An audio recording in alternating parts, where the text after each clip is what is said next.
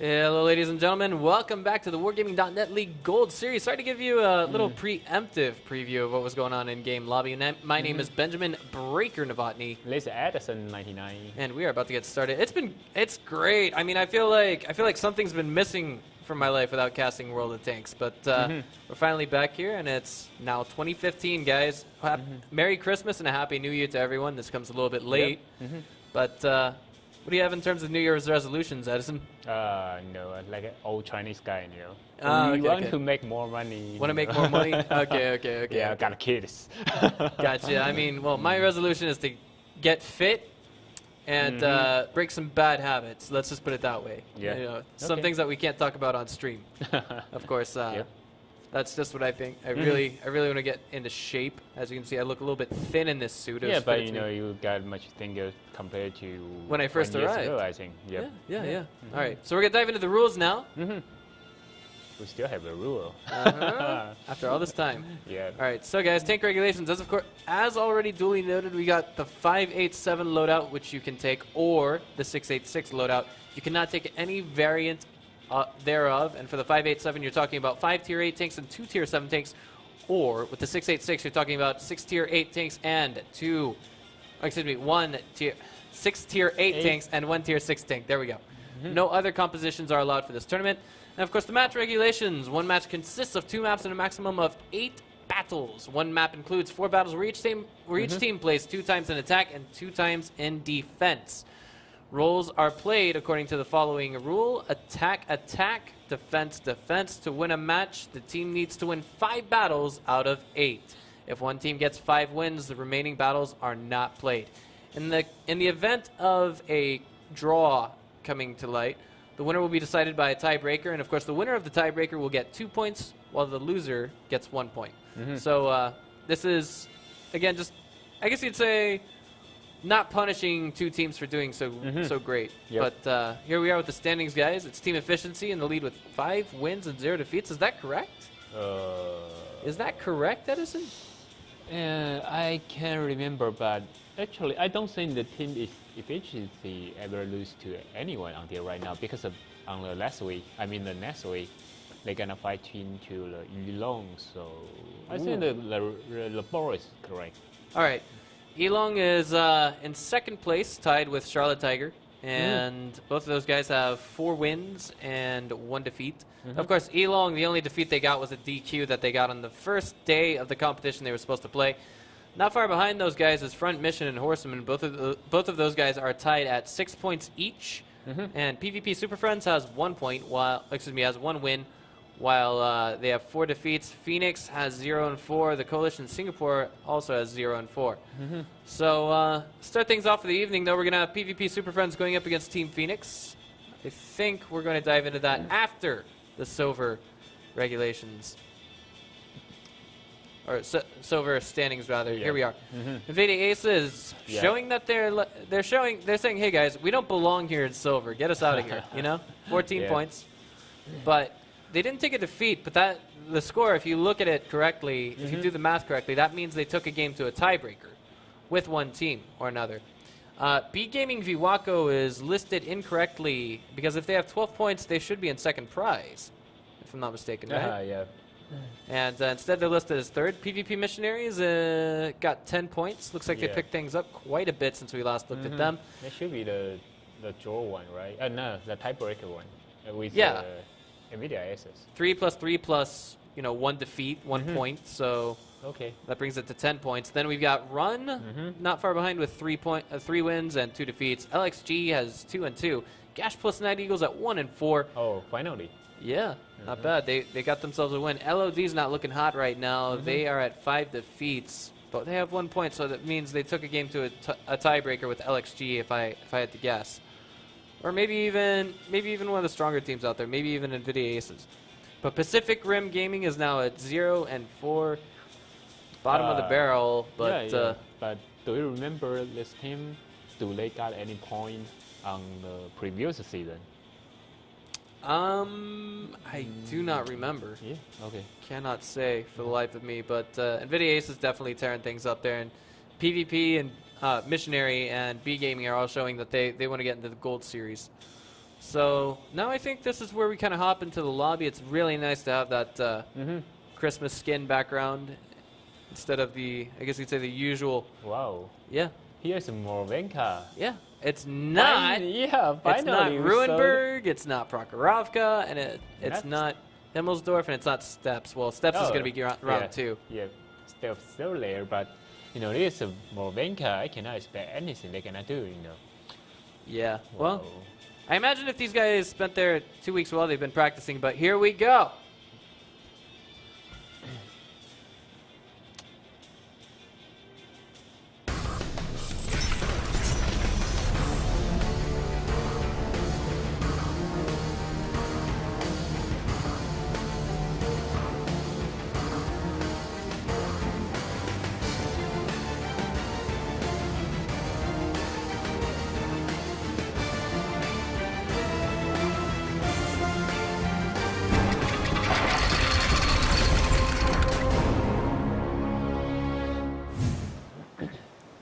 All right, so as you guys can plainly see, that is a very heavy loadout coming from Team Phoenix. The only thing that's not a heavy on their team is actually that T69. They've got a really bouncy team, I might add, with the T32 and the two T29s. Conversely, that is a very, very light setup coming from PvP Super Friends, and they are going to need all of the flanking positioning they can get to really do some massive damage to Team Phoenix. Yeah, but you will summon this coming. Uh-oh. Dancing tanks? I'm not sure, but we can ask them. They say remake please already. That's Batman giving out the request. Unfortunately, as it would be, yeah, we've got more dancing tanks, and they're saying remake please in the game. You can't see that under present circumstances at the moment, but I imagine we'll probably need a few minutes to pull everything back together. It's all right. So rematch has been called, and I mean, we're expected to find at least a few hiccups here and there, not, of course, massive mistakes like this, but like I said, I've said it before and I'll say it again. This is basically a 17 player, if you will, kind of production, if you will. Yeah, right? Just thinking about it's a new year, the first match. Yeah. I mean, well, if you stop and think about it for a minute, I mean, it's a little bit surprising that we haven't had more disconnects with, 17 different connections going to the same game. Yeah, okay. But which team disconnect? That is the question. Someone called Looked like Phoenix, right? Who called the rematch? Was it Phoenix? No, it was someone, I think it was someone from PvP. Oh. But, I mean, we're going to need 6 or 7 minutes to get the next game running because it's on the same map. Some guys are stuck here. We're going to take things into a short break, guys. We apologize in advance, but afterwards we're going to have lots of tanks action just for you guys.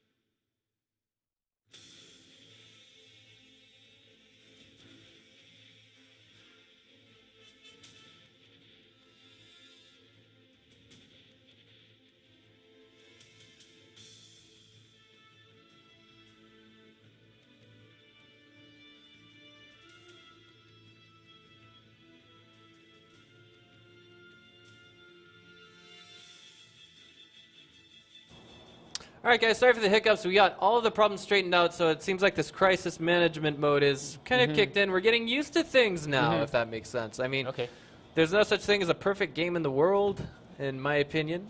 Okay, I think you'll agree, right? No, no. We have to connect that over internet, so I can, a lot of things we cannot control. So. Yeah, I mean, is there LAN support for World of Tanks? Can you play on LAN? LAN? LAN, L-A-N, local area network, means without connecting to the internet. No. Ah, okay. Well, here's that heavy armored setup we have coming from Phoenix, and from PvP Super Friends, it's going to be light armored tanks, 3 RU-251s, 2 AMX 1390s, T-37, and a Pershing. Yeah, but the only medium. It looks Robin still not connected. Robin, what you doing there, bro? Okay, well, PvP Super Friends is off, and they are Robin's south.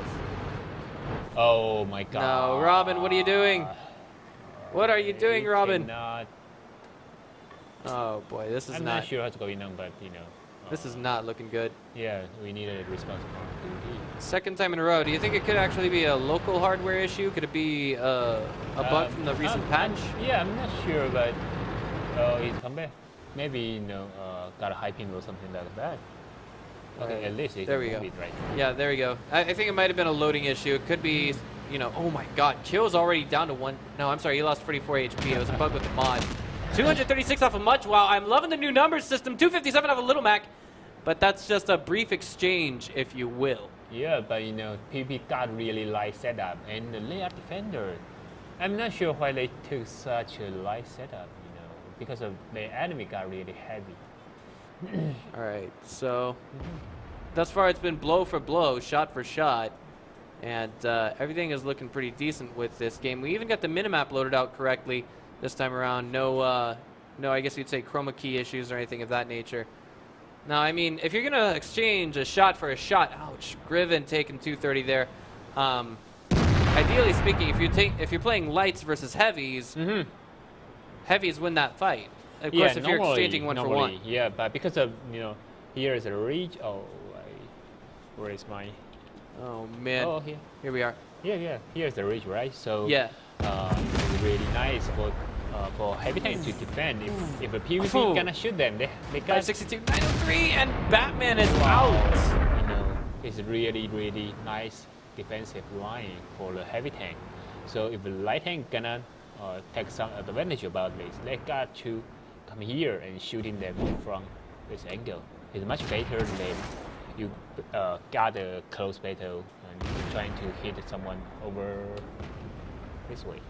All right, that's 300 off of Anuto already, and he's backpedaling. This might be, I guess you could say, just, I wouldn't say lost at the tank selection screen, because of course we've seen Elong take nothing but lights versus heavies and mediums, and they can make something. They can make magic happen with that. Yeah, but the most important thing for light tank is the camo. So they got much better.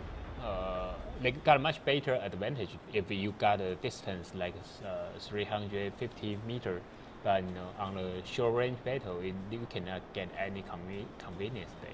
Right, and just a reminder, guys, our AMX 50 toting team, Phoenix, is on the offensive. If they cannot either A, kill all of the enemy tanks on that team, or B, get the capture, the game will not end in a draw. We will see them lose 1 point to PvP Super Friends. Yeah, because of here is the capture circle, right? So PP set up a sniper on the south side. If they come in, they're gonna snipe them. So that's what they're gonna do here. Oh, it's a Robin. Here we go. I mean, this is kind of that dead center moment, but at the same time, we've got a T-37 and an RU-251 from PvP out of position. Spec Op trying to keep Bingo Bongo and Blade from hopping into the 269 off of Blade. A track shot on the Spec Op before he takes 274. 599 stacking up to. He's a Persian, right? Looks like it. He's a Persian. 249 off of Phoenix Blade. 267 off of Bingo Bongo. 258 more off of Blade. It's really nice, They use the Persian for spot, and they use the light tank sniping from the south side. It's working. Yeah, it's working nice. Not only that, they are up in HP in general. This could be turned around quickly with some really nice shots, especially turret shots. Little Mac and PvP's and Nuto. Yeah, they're doing some pretty good flanking fire. 582 off of Nisa. 348 off of Anuto. He's been spotted. Wow. His shenanigans are being shut down. He is at 24 HP. One more shot will take him out of the game if it hits appropriately. 358 off of Little Mac. Yeah. But Anuto's out of the game. All right. Rodak's coming back around the corner. Oh, the M50 gonna kill the Little Mac. 329. Much Wow is looking for that opening, that Wow. shot. 216 off of Much Wow. He gets sniped by a member of PvP. Yeah. Very even exchanges now. I think the playing field is almost completely even. But now They it's got 2 minutes only, and the Finnish team got really low hit point for a couple tanks. Yeah. And the PP still standing on a really nice sniping position. So on this scenario, I think these 2 tanks. off of Bingo Bongo. 249. Bingo Bongo fires out one last shot of the kill for 413, but it doesn't save him from his defeat. Yeah, and the PP still got a 1 RU251 with 4 hit point, right? Is it RU251? Not entirely sure at this point. Yeah, it's RU251. Yeah. It's 4 hit point on here. Spec Op is about to get ganked here. He Yeah, is. the person gonna flank in here. Not flanking, he's gonna escape there. And let 2 snipers shooting Oh them. man, 488 on the Rodak. Yeah. Oh, They got missed a shot. lot of sniper. 229. Oh. 274 on the Muerte. Ooh, nice. Wow. Second shot does miss. Rodak's gonna try and power through that house. Yep. And I think PV doing really nice. They use the view range, the camo, on the right hand. Wow! Oh, and he's gone. Finishing blow coming from Spec Op. 237 off of Rodak MOL. 269 off of Rodak now. It's just him and Much Wow left in the game. And Much Wow is coming to pick up the slack in that Wow! 32. Nice! Oh man, or is that a T29? 1250 HP. 348. 230. This can only go one way, Edison. Yep. 1 versus 4. We've never seen the 1 pull it out, but I mean, maybe you can live here, maybe Let's you look at can't. one. Let's Blade. look at one. Stuck behind that bush. Yeah, but the Blade here, he only spot. He never shoot after he got it only, maybe, let me check it. 87 hit point. At this point, it's impossible for Blade to actually kill all 4 of those tanks. He has to reload after each and every shot. He's been spotted by Spec Ops, and who just took him down is the real question. Who took him down? It's the only problem we have with this mod. It was a nice... They made some new additions to the mod, or...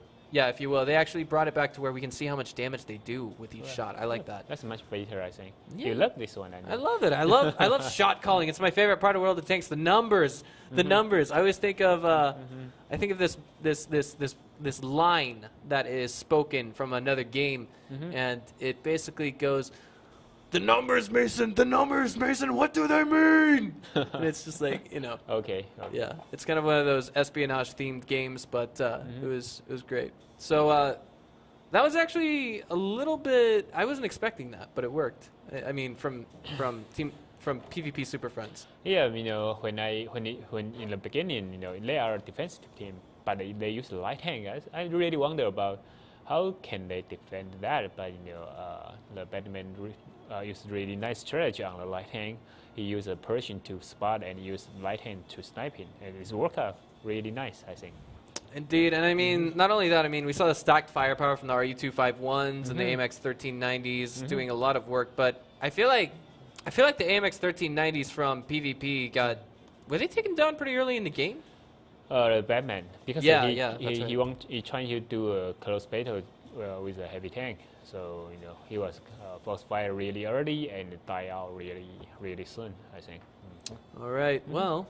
I mean, Batman is a better commander when he's dead than he is alive. At least that's so it's said. So, I mean, in that regards, he definitely lives up to his namesake. Let's see how game number 2 goes. Can Phoenix bring out the win on attacking side after this short 3-minute break? Don't go away, guys.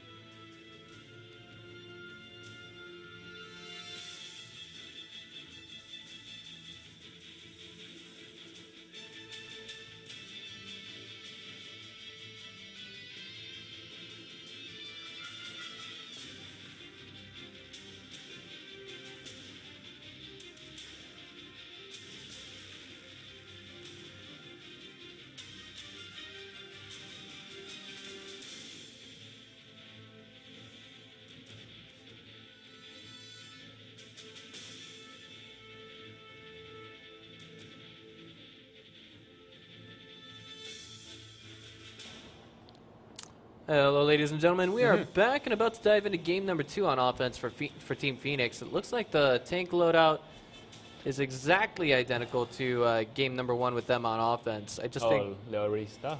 Yeah. I just think they're going to maybe play things out a little bit differently here. We got to get to the right window. All right. So, stopping to think about this a minute, I introduced the concept of the Yomi effect to everyone about 3-4 weeks ago, and that basically means thinking about what your opponents are going to do the next game around, and with their next move, and then trying to beat it. Maybe Phoenix is going to try something completely different. Maybe they won't go for that ridge at Bravo to Echo. Yeah, but I'm thinking about they got to do something about trying to have a close battle. It's not that easy, but I do remember when I referred to PvP on the Claim War, they love to rush to here, and use cover tank on this side for spy. Most of them come from this side. If they go through the north, maybe the line, which line? Can I say that? Line 3 might be better than the line 2, I think. For now, we see a lot of heavies just piled up at looks to be Charlie 3, and yeah, with a sniping position. I think it's for M50 only, for sniping. But as a Batman strategy, they gonna use a light tank and trying to flank in their back. But I'm not sure how they gonna do. I mean, Phoenix team gonna do, because they got all heavy tank. If they go in alone, not going together, the firepower is not that great because of you got a lot of sniper. You cannot live for too much time, too long time, I think. All right. Well, you got Phoenix moving out just a little bit. I mean, they're spreading just a bit, but at the same time, Batman as well as his PvP friend down there does deal out 237 damage on a Bingo Bongo, stacking to 226 right now. He didn't move initially, which made me think maybe he took a track shot, but yeah, they got the same strategy again. Batman or our light hand here, and someone stuck here. This time they didn't use Persian. They used RU251 stand on the hill top. Not really hill top, there is a bush, so the Phoenix team cannot know where is a spotter.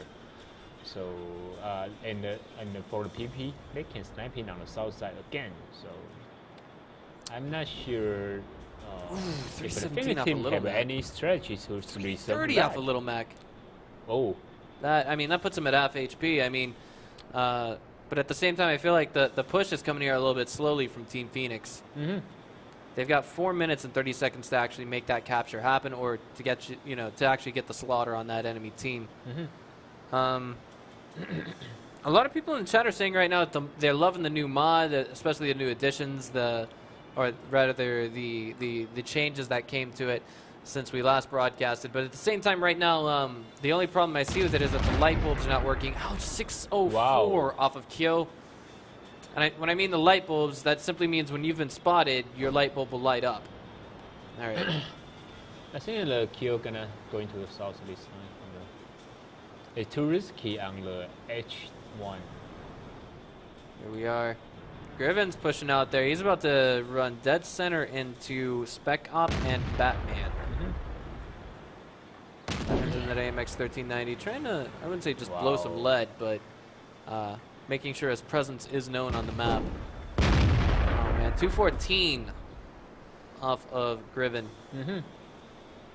Muerte pushing back, or backpedaling rather. 307 off of Spec Op. Plays are being made just a little bit here. Yeah, but I just wonder, because of the Finns team, they got more firepower, a better armor, maybe they can rush in. If they rush in the light tank, you gotta see the light tank because of on the short range, the camo is not that working great. So yeah, I mean, especially for heavies, some really, really fat tanks that have to fit behind some really, really small bushes. Yeah, but I'm talking about if you keep a distance like 330, 350 meter, the light tank gonna keep sniping you. But if you keep push, take a distance like 100, 150 meter, they cannot sniping you anymore. All right, well, got 2 minutes and 30 seconds left on the clock when Bingo Bongo initiates that capture. Ooh, 996 off of Robin with 2 or 3 stacked shots. One more could take him out of the game, providing it penetrates. But Spec Op is a little bit hesitant to turn that corner. All they really need is one shot to get that reset. But they are not hurry about reset, I think. He's trying to find a reason to dance, and he's got an AMX 1390. Phoenix Blade was just taken down by Robin. Or rather, he just took down Robin. Okay, that's really nice. We can actually see who's taken down with this new mod. Yep. Okay. Bingo Bongo, 484, 217, 349 off of Spec Op, 285 off of Spec Op. And he's going toe-to-toe with Nisa, and it looks like Blade will also take out Spec Ops. He has gotten a double kill with style. Yeah, they got a 90 second right now. The kill you're gonna done because of the strategy of the Phoenix team is right now because they're trying to push as much as possible because of if you got short range, the camo won't benefit for the light tank because of the view range. Right, and Batman's kind of pinned down in his present position. He can't quite move out just yet. Yep. He's kind of been spotted, and Kyo's kind of getting lit here. He's going toe-to-toe with an AMX 50-50. Wow, the Fresh Meat is reloading, I think. Oh, man, that's not good. 238. Oh! But it looks like Fresh Meat, he was patient enough. He got the reload done, and he took down Kyo. All right, Rodak is going toe-to-toe with Batman. Batman's actually trying to dodge him. He's trying to dive in there to get the reset, and he is taken down by Nisa, final shot. 16 seconds remaining on that capture. They have to get a Nuto to stop sniping them. He keeps on making the resetting shots. Both him and a Nuto are gone from the game, and now it's just Muerte left to do something to save PvP. He's firing shots. 6 seconds remaining on the capture. 3, 2, 1. And close, but no cigar. Just yet. All right. Well, this is the Yomi effect, and Phoenix knows exactly what to do in game number 2 to counter the strategy that we saw coming from PvP Super Friends. Yeah, they're doing really right because of when the enemy is sniping you, just keep push, and on the short distance they cannot snipe him because of when they shoot, they cannot expose where they are right now. So the PvP cannot use a sniping strategy on the short range. So on the second round, the Phoenix team they're doing really right strategy to counter. I mean, like you said, the Yomi effect. Yomi effect, yeah. YOME or YOMI is what it's called. It actually originates from fighting games community and competitive gaming, but I think here it works just as well. You're thinking commanders versus commanders, and it even works in chess, games like that. You know, just small things like that, but. That is going to end Phoenix's run of terror on the offensive side. They're going to go to defensive, and PvP is going to go to offensive after this short 3-minute break. Don't go away, guys.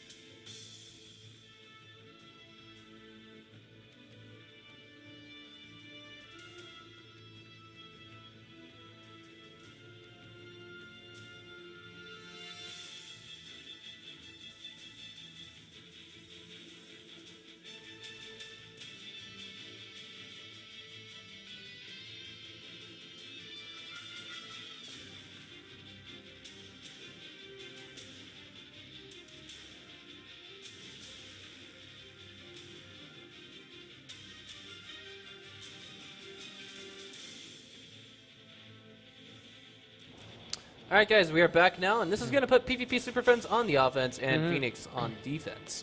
Okay. Personally, I think they're gonna on the tank selection. Maybe they're gonna have the same. The Phoenix team setup is really nice for defender. right? But PvP is really nice for offense. So that's why on the first two match, I really wonder why PvP choose such a light setup for defense. But they're doing pretty nice on the first one, but they still got a couple disadvantage on such a setup. Personally, I wouldn't be surprised to see an end score of 2-2 at the end of this map because, of course, well, I mean, we just saw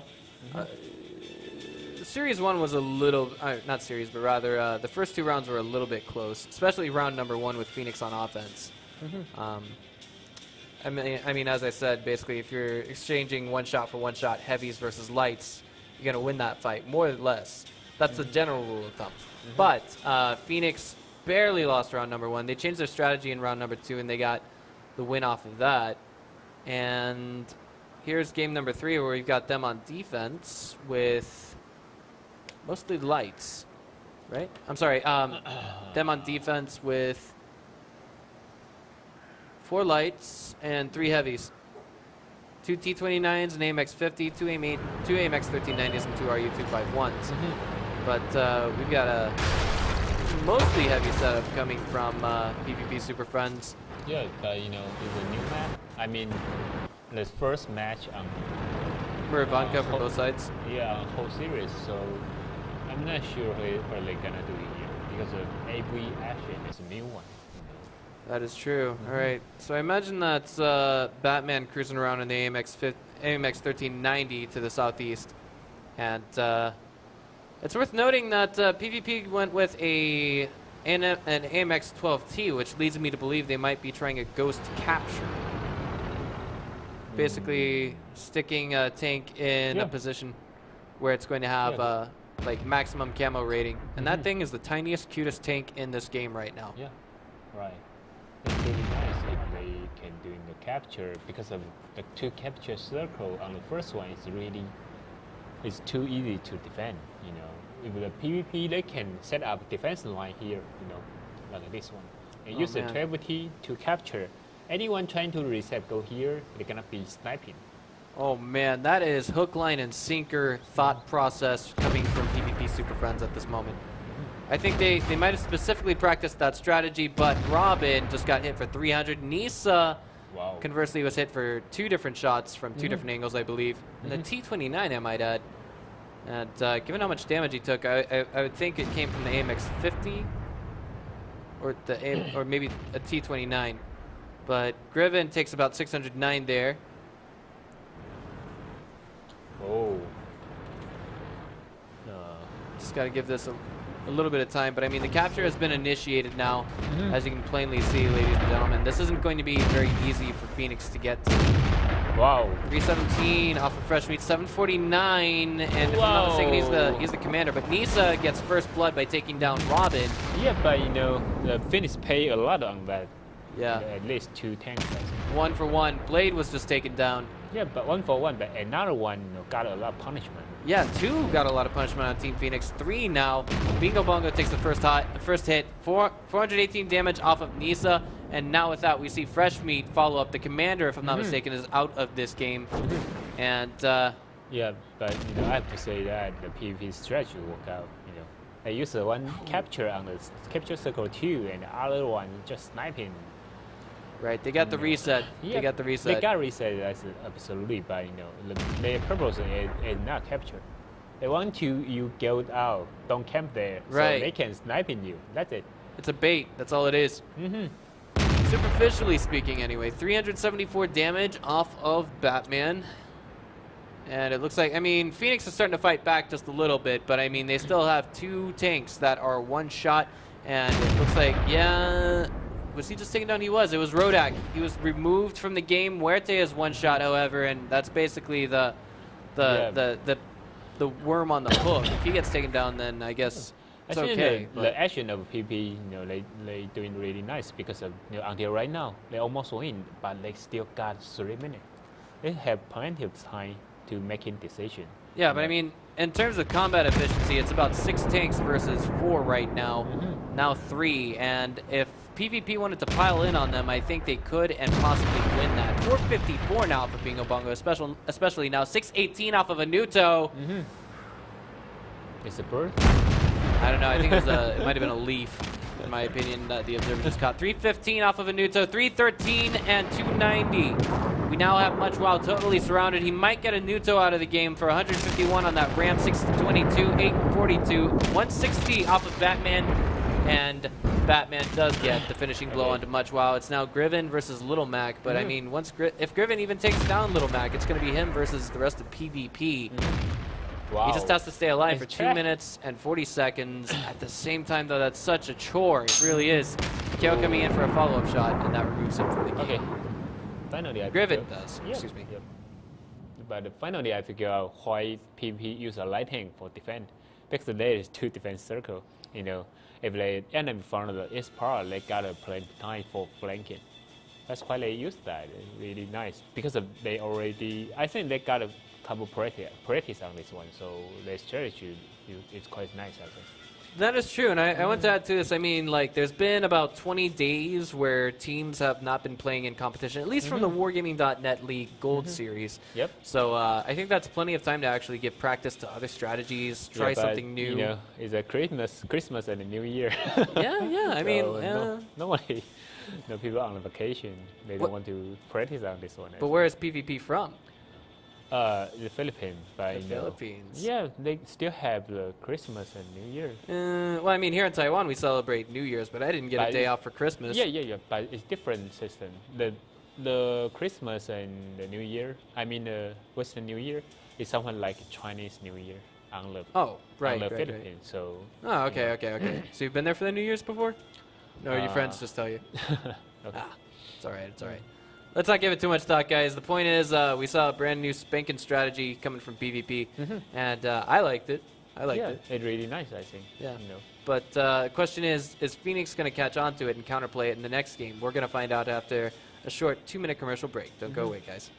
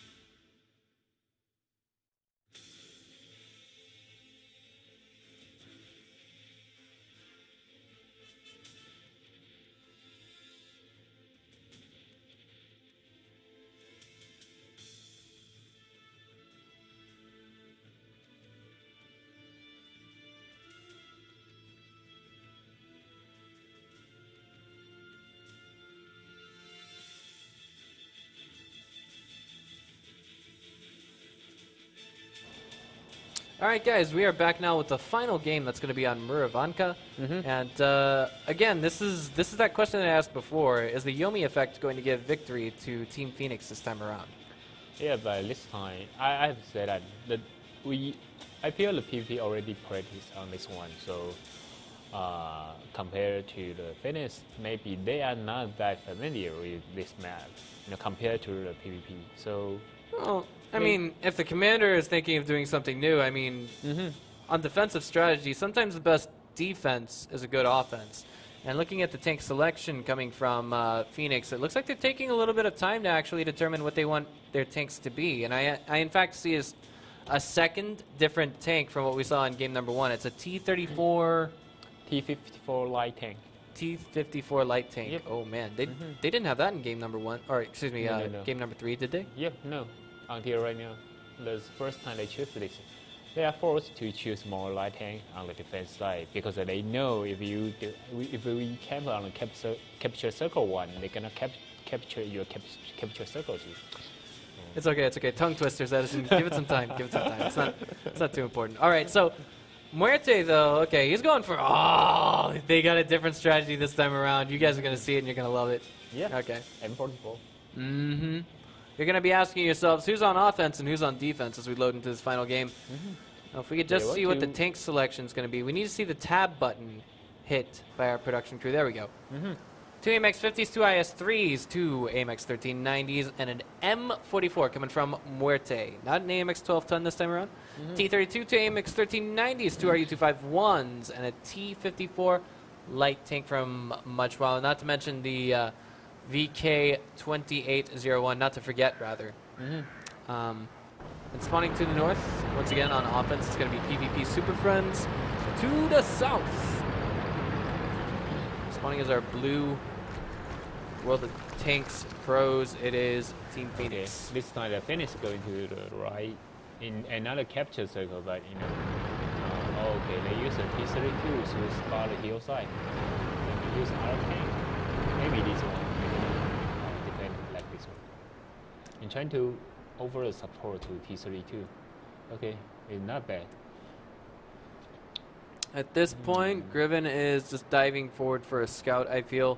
Yeah, but problem for Phoenix team right now is if the scout discover they got a 5 tank here, the T-32 gonna die really soon. Right, and remember, even if the tanks don't see the tanks, if they don't spot the tanks themselves, if they don't have that boop boop that says these guys have been spotted, they can still see the trees being knocked over. Batman's getting lit. The jig's up. Phoenix has been discovered.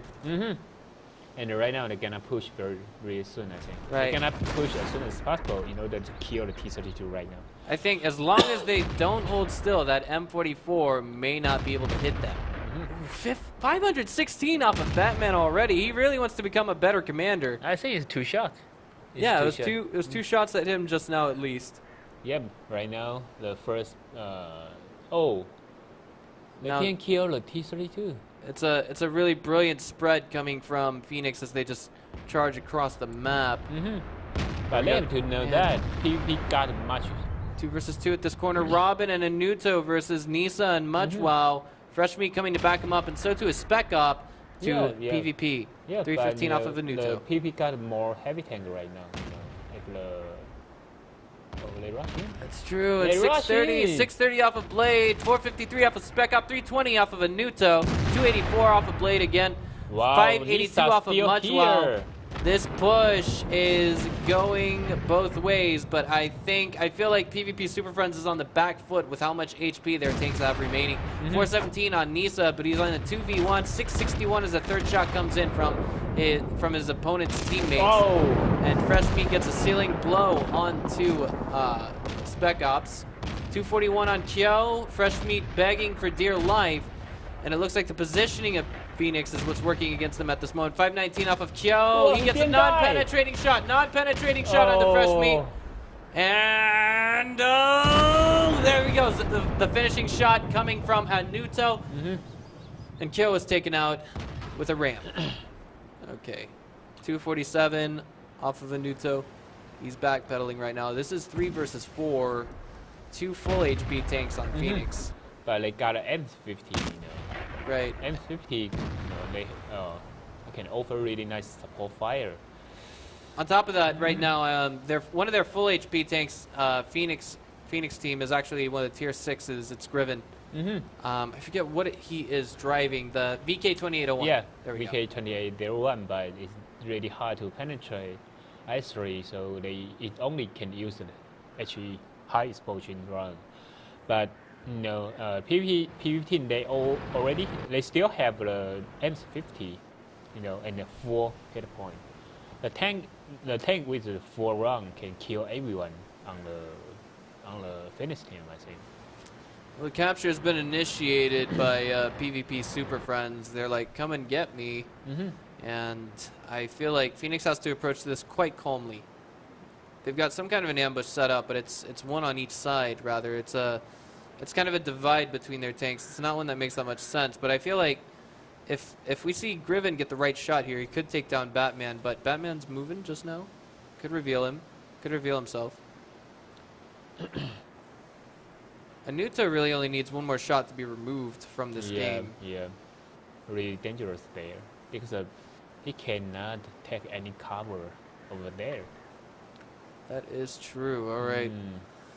So time is ticking, and this is... I feel like Griven he's spearheading everything.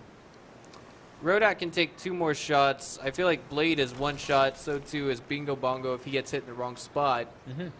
But assuming he's approaching from the front, should take maybe 2 shots. Coming from, oh, I'm sorry, from an IS-3 he'll take 1. Oh, he didn't hit the Bingo Gumbo. Yeah. All right. Plays are being made. 38 seconds remaining on that clock, and Phoenix simply refuses to go gentle into that good night. That was a reset. That was a beautiful reset. But he needs to get 1 more connection, at least after 1 minute 40 seconds, to keep Anuta from getting that capture. But they don't know there is M50 on the side. Man, beautiful play by Batman, but he's been track shotted. 101 damage. Bingo Bongo taking 242. And this is where the game may end, well, more than likely end. Bingo Bongo finished off by a member of PvP. Anuto lights up. Wow. This is the perfect ambush coming from PvP Super Friends. Phoenix so close to it, 289 as he breathes his last breath. I think they give the M50 too much time to reload. On the first attack, they got a little bit advantage because of the autoloader M13, the M50 all on the reloading for a PvP team. On that moment, if they push, they got really nice chance to win. But they pull back and waiting. Maybe they have to set up new strategy. But on that moment, 1 minute too many. For M50, he got 4 reload for 6 rounds, and so when they push in, and on the second time, the M50 got 4 or 5 power to kill everyone on that moment. All right, well, that's going to bring things to a draw for the first map, if you will. The end score is 3-1 for the first map. The next map is going to be Steps. Of course, probably the second most common map we've seen. I don't know which is more common, Prokhorovka or Steps. Seems like every team chooses those 2 most of the time. But today's map is really nice for PvP. They're doing really nice on the light tank strategy, even whatever Prokhorovka Steps. That is absolutely right. So, after this short break, we're going to see map number 2 between PvP Super Friends and Phoenix. Don't go away, guys.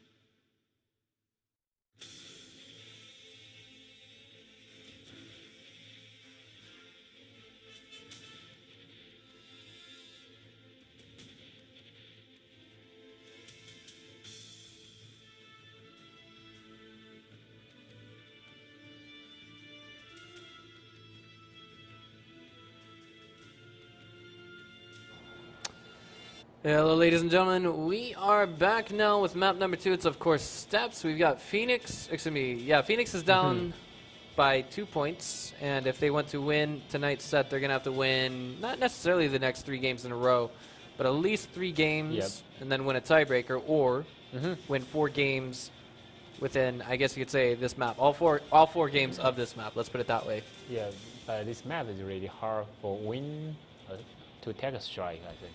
Really hard, you know, even a Elon. All right, so we're about to get started, guys. We'll read off the tank loadout for those of you who may be visually impaired in just a short moment. Let's go!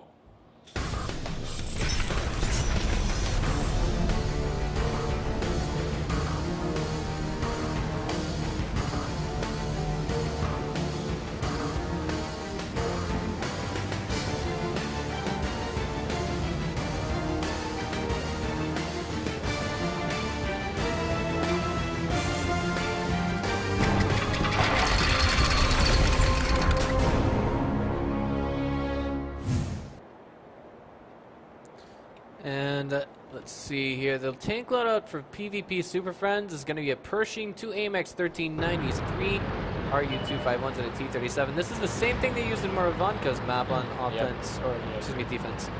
And we've got Phoenix sporting a T-32, 3 AMX 1390s, and 3 other tanks that I couldn't read. Didn't have time to read. Yep. But I'm really curious about Robin. He can move it. To the north, of course, it's PvP Super Friends. They're on defense. To the south, it's Phoenix. And we've got the see-through map for some strange reason. I'm not sure why we have the see-through minimap, but I guess, like, there we go. It's fixed.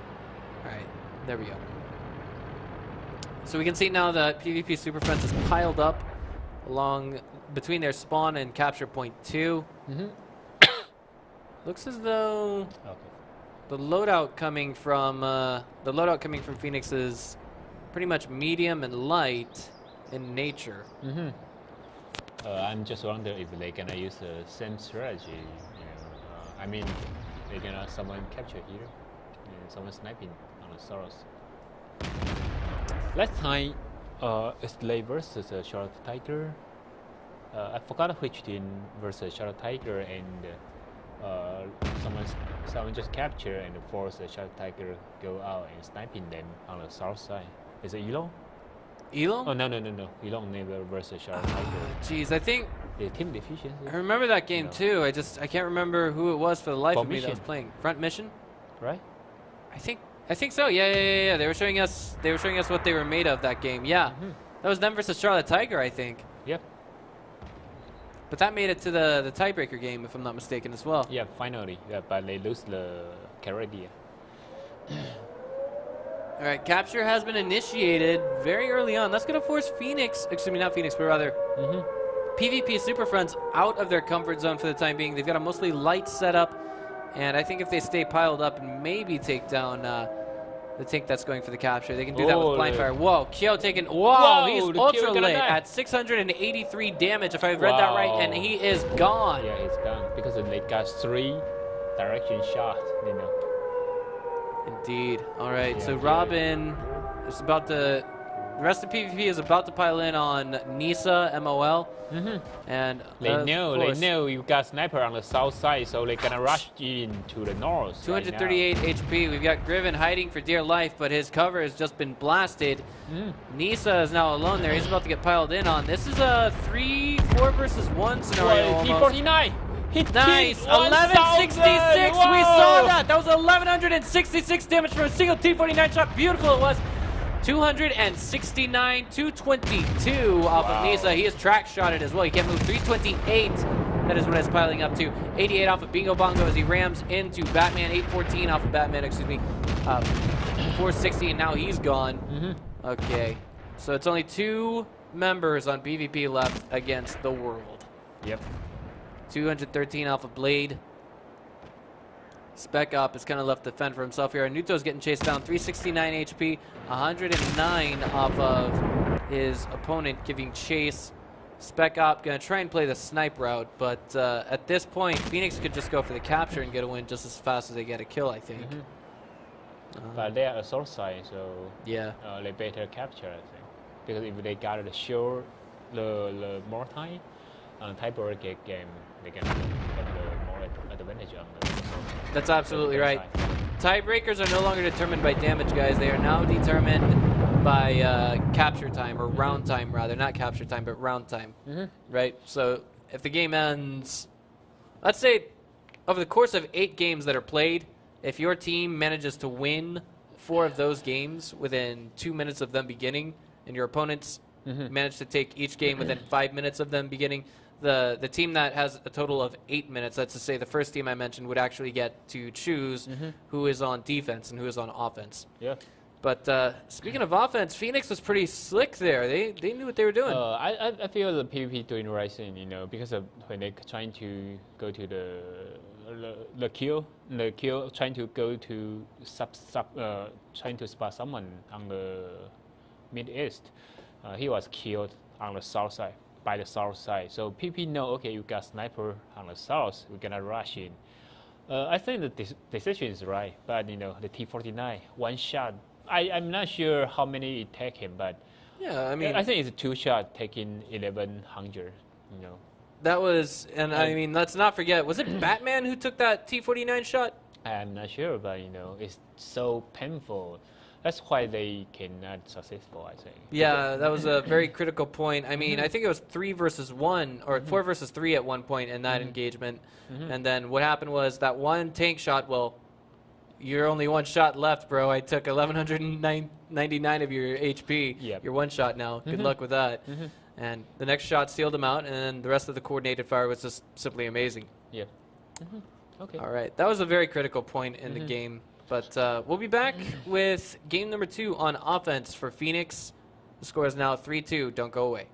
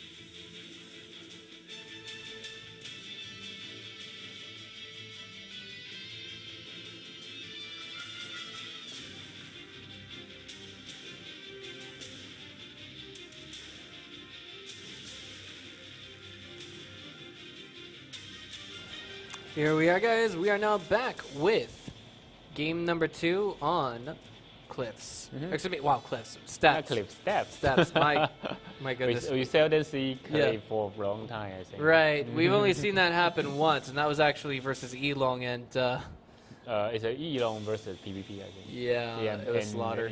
It's slaughter 4-0, I guess. It was straight up 4-0. The next map, though, PvP was able to take 1 game off of them, if I'm not mistaken. But they lost the set 5-1. So, just waiting for the next game to get underway. Actually, yeah, it's already there, but just waiting for the guys at the production crew to switch over. There we are. 5 RU-251s coming from PvP Super Friends, an AMX 1390 and a T-37. 3 1390s, an RU-251, a T-32, a T-49, and a VK-2801. PV gonna rush, I think. Yeah. It's Because gotta be they the got idea. all light setup, and they bet the Phoenix team gonna split to 2 parts because on that match they go to the north and they got sniper on the south side. So this time the PvP trying to counter the surge like you said, Yobi, they want to kill everyone on the north part first. Ooh, there we go. That VK-2801 looks Yeah, he spotted them. And That- they know, okay, PvP all here. He gonna. Oh, it's so close to the Whoa! expiration date. Batman refuses to take anything but an AMX 1390. Was his engine just hit by chance? No. He stayed up the ground. All right. It just seemed like maybe his fuel tank or something like that was hit because he was moving just a little bit slowly. Okay. So, tell me, Edison, what kind of fuel do tanks use? What kind of fuel do tanks use? Most gasoline, I think. Gasoline, not diesel? Diesel is for Russian tank. Ah, okay. I was just curious because it's like, it's one of those things in game. It makes me wonder. Well, wait a minute. If they hit my ammo rack, it can explode. But if they hit my fuel tank, it just makes me go slower. What's that all about? It's only because they got a rule. If you damage the fuel tank, he may not close the fire. You only make you slower. But if they got really high impact, your fuel tank got a hit point, maybe like 200 or 300, 400. If your impact higher than 400, you're gonna close the fire. But only 200, you're gonna damage it and it look like yellow. So you're gonna have a slow speed. You won't get fire. Oh man, beautiful remaneuvering here by PvP Super Friends. I might add. They might shut down Griffin here. Are they? Is it lightning? 252, Whoa! 508. It's really hard, but whoa! Kyo takes you got a lot takes of half of his punishment there. HP away. Yeah. 238. Excellent worm on the hook, but Yeah, but they pay a lot there. Yeah. if I'm not mistaken, Kyo got the finishing blow there. Yeah, he did. I just wonder how come Kyo got so many punishment. What's going on there? That is I indeed really the question. wonder. I mean, like he overextended just a little bit, and then of course he got lit by a couple of shots. Yeah, Um, He takes the scouting energy away from Team Phoenix in this game, just a little bit. But that AMX 1390 going toe to toe with that Nuto. Oh, Anuto is reloading. Oh yeah, he's in a Oh, lot no, of trouble. he's He is in a T37, but But oh he didn't shoot. man, He didn't shoot. that was the strangest part about it. So it's 1 for 1 there. That's a tier 6 for a tier 8. Not quite worth. The guys are here. Before Bingo Bunker cut out of position, 1,002 HP taken off in a series of shots. Yeah, but the guys never knows anything. Right. And now 174 HP remaining on Batman. He has been removed from the game. Here comes a big dog pile, and it looks like, will it be a ram? No, it won't be a ram that removes Don't knees die. from the game. Track shot, however, and this is a 4 versus 4. I feel like it's in favor of Phoenix, though. Right now, yeah, because of Robin rush out. And If Robin just stand there, he don't got any punishment. Yeah. But he rush out and got about sniping. You can see the He HP go now. alone. Oh no. Again, I mean, like, Robin, he's kind of in that one-shot position at this moment. Originally, Robin got a 4 hit point, but because of he go out and a lot of people sniping him. Indeed. So we've got Fresh Meat. He's in the capture circle, of course, and he's got an 1,100 HP. Take that. Oh, it's got to be the AMX 1390. It's got to be. Yeah, because they don't have an AMX 12T. They weren't doing any sneaky capture shenanigans. I think this has kind of been a Red Rover, if you will, just going back and forth. But speaking of, wow. 883. From one shot, was that the ammo rack? What was that? 802? What on earth? It's a mod problem, I guess. Maybe, but I'm not sure, but it's not possible for RU-251 to make it 800. I think what happened was they might have stacked up shots after they rammed each other, and maybe it was a mod problem, like you said. Okay, so it's 4 versus 3, but I feel like this game can kind of go either way. Muerte soaking up a lot of damage there, and he's gone. This is 3 one-shot tanks on PvP Super Friends. And Kyo is caught out. 257 off of Much Wow. Yeah. What's Much Wow doing? He's not firing. He's reloading. Missed shot hits fresh meat. Missing. Robin and Little Mac are free to intercept. I think they're just waiting for that moment. Yeah, and PV still got chance. I have to say that. You know, it's so close. Even not that close. Yeah, I mean, Kyo, he hasn't taken any damage yet. That's the miraculous part about this chase. Robin, again, still one shot. I think he's trying to get into a sniping position. Yeah. He can hit fresh meat. He can hit fresh meat. No. Gun depression is not good enough. Well. He need another sniper from south or somewhere, but we cannot that really correct minute man. Right, 2 tanks in that capture. Little Mac cannot afford to miss here. Wow. If he can hit fresh meat and get a penning shot, that was the miraculous shot that he needed. But a teammate just piled in that, and he still hasn't been spotted from his present position. Yeah. What's it going to be next? Is it going to be Much Wow or Rodak that he goes for? Well, the problem for the PvP, not problem for the Phoenix is they only have 1 minute to capture. For them, even kill everyone still really hard. Oh man, not that easy. T49, can you make it? Oh, we just missed the T49, and it looks like someone was just removed from the game from Phoenix. I'm sorry, no, from PvP Super Friends. Yeah. The T49 look make it, I think. 30 seconds remaining on that clock. Yeah, but both tanks are chasing each other. Little Mac running for dear life. Rodak hot on his trail, and he's sticking in the bush, trying to stay alive. Doesn't quite work out. He's unloading shells. Rodak gets him. Kyo now running for dear life. No, kill you. 15 seconds. Yeah, kill you got 500, I think. Much Wow just couldn't catch up. Maybe. Do you think Kyo got a track shot and he got away because we couldn't actually see that in the observer on the observer end of things? I'm not sure. Even the min map, we got a transparency min map, right? Yeah. So we're really not sure what's going on there. There we go. The game ends, and since we had PvP on defense, they take the round. Yeah. That puts the score at 4-2, and that means that if Phoenix wants to win this, they're going to have to win the next 2 games in a row. Yeah, and the tiebreaker. As well as the tiebreaker, yes. But if they go to the tiebreaker, they get points anyway.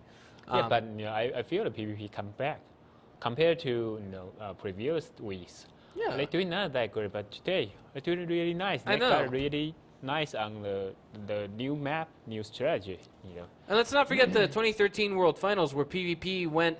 They came out of nowhere. Nobody just knew who this team was from Southeast Asia, and then they tore Team Fnatic limb from limb when they were up 2 points. They're like, "What's defeat? We don't know what losing is, so we're just gonna take you guys down in the next 3 games in a row." Who knows? The same thing could happen here with Team Phoenix as they go on to defense in the next round. So don't go away, guys. We're gonna check things out after a short break.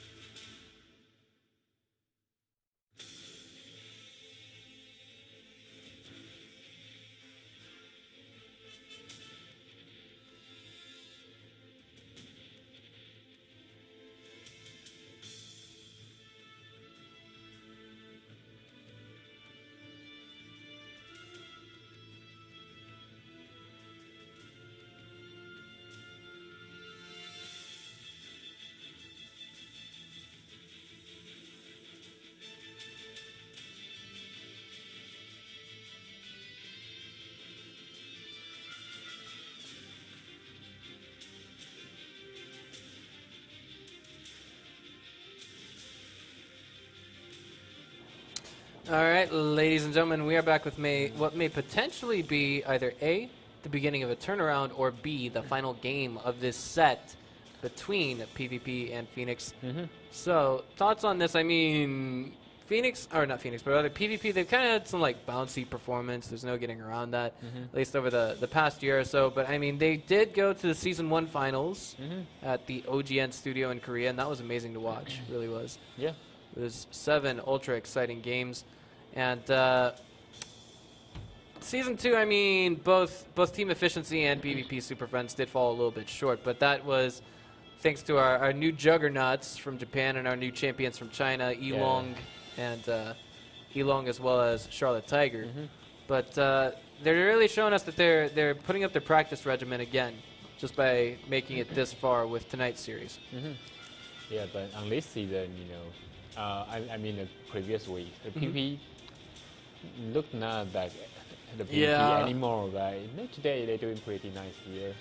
I hop on TeamSpeak with Team Efficiency every now and then to get their rundown on the entire, what's the word I'm looking for, the entire World of Tanks environment now and then, and they tell me, well, yeah, PvP seems to have fallen off just a little bit, but who knows, maybe they just need a little bit of a break like we do for Christmas. They'll do great. Yeah, and I think I have checked the PvP's member. They only got a couple change, not that many, but maybe the old members sometimes for a long fight for a couple of years, maybe they feel tired on the tournament. I think so maybe. I mean, not that many patients right now, I guess. I know. I mean, like I've been following the esports stream for about 3 years, Edison and myself, as like I mean, how do I say this? As a caster, if that makes sense. And I only really began to see success about 10 months ago when I first came here to Taiwan. And you know what?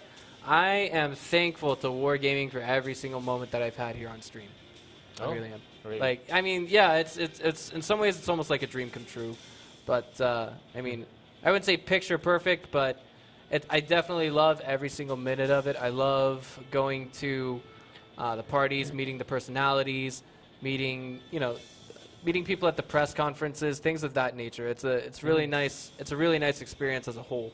Okay. I've never had this before. Like at one point, I was actually casting games from my family's garage in America. Oh, really? And now here I am. But the question is, can you do this for the rest of your life? Can you? Probably not, but we still got a really nice chance here. Yeah. And I think even some of the world's most successful pro gamers retire, and maybe they go into some other form of competition or another. Some of them actually go into mixed martial arts, and some of them actually get into competitive poker. Yeah. Not too bad. The game already started. Yeah. Back to the game. Back to the game indeed. So spawning this time on offense, it's going to be PvP Super Friends, and they are packing a 2 T69s, 3 RU251s, an AMX 1390, of course, with Batman T37. It's going to be 2 Centurions coming from Phoenix, 3 RU251s, a T49, and a T37 to top things off. The minimap still got problem. Just a little bit. Yeah, we can see right through the minimap because we can't really see. Well, they're not really giving us our minimap. Oh, there we go. They're putting it up. The mod problem, I think. Oh, wait. I don't think it's a mod problem. I think, well, okay, maybe it is a mod problem. Maybe TESL did some custom tweaking to this one specifically to atone for what we're doing here, but hold that thought. T37 coming from Phoenix runs straight across 5 hungry sets of teeth from PvP Super Friends. Turns tail and runs. And it looks like the reaction from Phoenix is going to be everybody doubling back just a little bit, maybe? Yeah. But, almost every time when the Phoenix team they defend, they're going to rush to the west first. Every time, All right. I just wonder if the PvP cannot do that, If they do this one on the next round, maybe they're going to rush here directly. Okay, well, let me ask you this, Edison, since it looks like we might be waiting a while for some action. What does the Centurion have? And kind of explain this in a way that newer players might understand. Yeah, the Centurion is somewhat like Persian, but the speed is a little bit. I mean, the maximum speed is somewhat slower, but the tank is really easy to drive. Except the speed, nothing too critical, I think. The gun is really nice. Accuracy, penetration. How about the depression? Gun depression is really good. Oh, wow. Yep. So you can use it to snipe on Himmelsdorf, even though, well, I mean, no one would really use a Centurion on Himmelsdorf. That's all a heavy map tank. Or a heavy map tank, heavy tank map. Okay. So, you know, if you use a Centurion on the Himmelsdorf, maybe you only... But the map is not really need a gun depression. Oh man, that capture's been initiated. 4 tanks are in that right now. It's been slightly reset with Little Mac getting hit just a little bit there. But this is going to be Phoenix just essentially gritting their teeth. They have to rush into this. They can't just sit back and relax and let these guys take the capture circle and calmly try and take it. They have time to reset, but problem is they have to pay for something. Bounce off of Little Mac. They will not go gentle into this good night as we see Blade piling over there. 123 damage with the penetration, but it doesn't completely reset the capture. We've got a Bingo Bongo coming into that capture circle, but he's running straight into 4 tanks. 4 tanks. And 302 damage off of his hull. 558, 209 off of Spec Op. 788, 988, 1056 before he falls. 257 off of Much Wow. 229, 459, 702 off of Rodak MOL.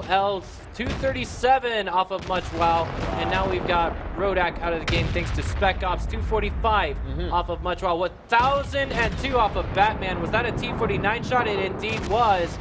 And Nisa was chasing it. Yeah, they still got 16. It's 4 versus 3 with PvP in the lead with the tank count. 923 off of Fresh Meat before he's taken down. And it's now Nisa with his T-49. Deals out 1 shot for 941 onto Kyo there, but I mean it's just not enough. Yeah, that's why I say they capture circle. I know the it causes tunnel vision. Yeah, but the Finnish team can reset. That's okay. You know, we got at least 33 seconds. You know, run to west to east. Problem is how much you're gonna pay for that. You know. Yeah. Yeah. And you know your enemy already know everyone is on the west part. That's something like you are on the capture circle. You become a defender. You are not on the offensive side anymore. So you just stand there, and when they come in, just shoot them. So on the Finnish team, they dial the first tier 8. You know. Yeah. They dial the tier 8 first. Well, the end score is 5-2. I thought it was going to be a little bit closer myself. Even the part of me thought that Phoenix might win tonight's match, but it looks like a little bit of a break is all PvP Super Friends needed, and by God, it brought them back together, and they pulled out. That might be their 3rd win of this Gold Series PvP? season. Yeah, 2nd win, I think. 2nd win. Yeah, 2nd win. Not bad. I mean, they brought themselves together. So. After about an 8-minute break, we're now going to dive into our next set, which will be between Horsemen and Team Efficiency. And I think that one's going to be really close. Yeah, but you know, we didn't see any Team Efficiency for a long time. Oh yeah. Their enemy always fail to report. You know. Yeah, I mean you could At say least that. 1 month, I think. Yeah. TCSG was supposed to play against them, and they were unable to report in, if I'm not mistaken. Yeah, and the formation. Ooh. So wow. 2 teams on the 2 weeks, and we got a 3. And of course, Elong. No, Elong. They're gonna fight Elong next week. Oh, wait, but who was Elong facing off against the first week? The Shadow Tiger.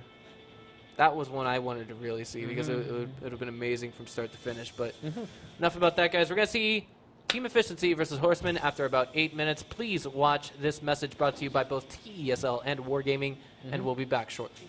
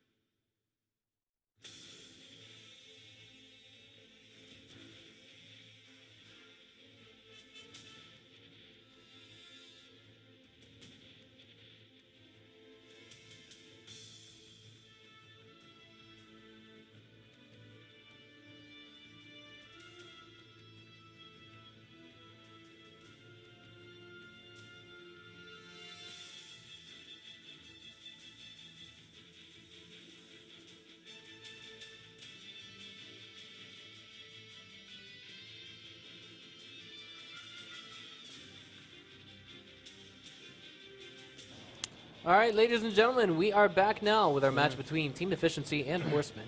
And say hello to Arate's Pig Thief in the chat for us. That would be really nice. He's actually watching the stream right now, trying to get a scope on just what... Yeah, normally the Chaos Thief here. Yeah, normally it's Cow Thief. He's the captain of Arate after all, right? He's probably watching. Maybe he can't log into the Twitch chat. Who knows? But, I mean, honestly, those guys are the strongest in Korea. And I would not be surprised to see them for Season 3. Yeah. And the grand finals, like, the location hasn't been disclosed yet. They're doing really nice. Yeah, they're doing really nice on previous season, you know. I cannot expect any team come here, you know.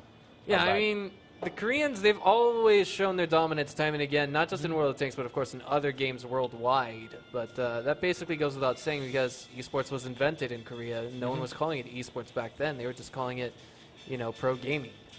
You could say you could hold your head high and say I'm a pro gamer in Korea, when in some other countries you can't really do that.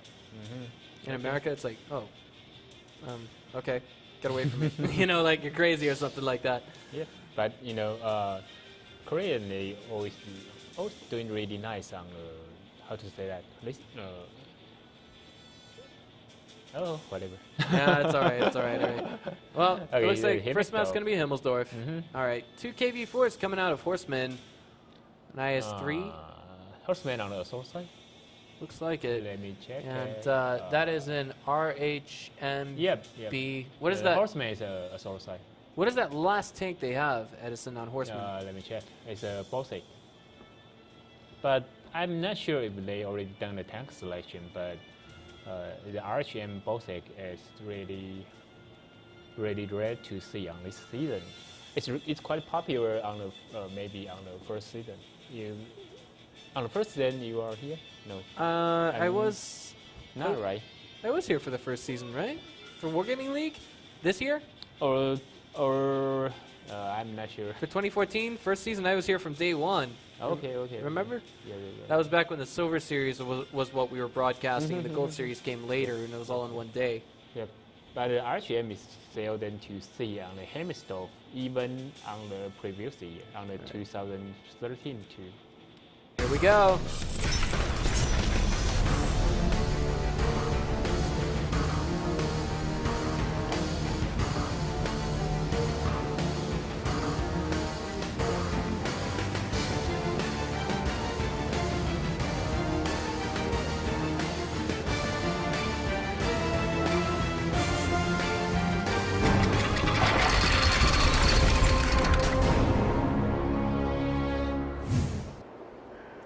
All right, as you can see, we've got 2 Chinese 110s coming out from Team Efficiency, as well as an AMX 5100, 2 IS-3s, KV-4, and a T-37. Coming from their opposing team, it's going to be a T-37, a Bozer, a Bizer, a bigger? Bosek, there we go. 2 KV-4s, 2 IS-3s, and an AMX 50. All right, so both sides choosing the 686 composition.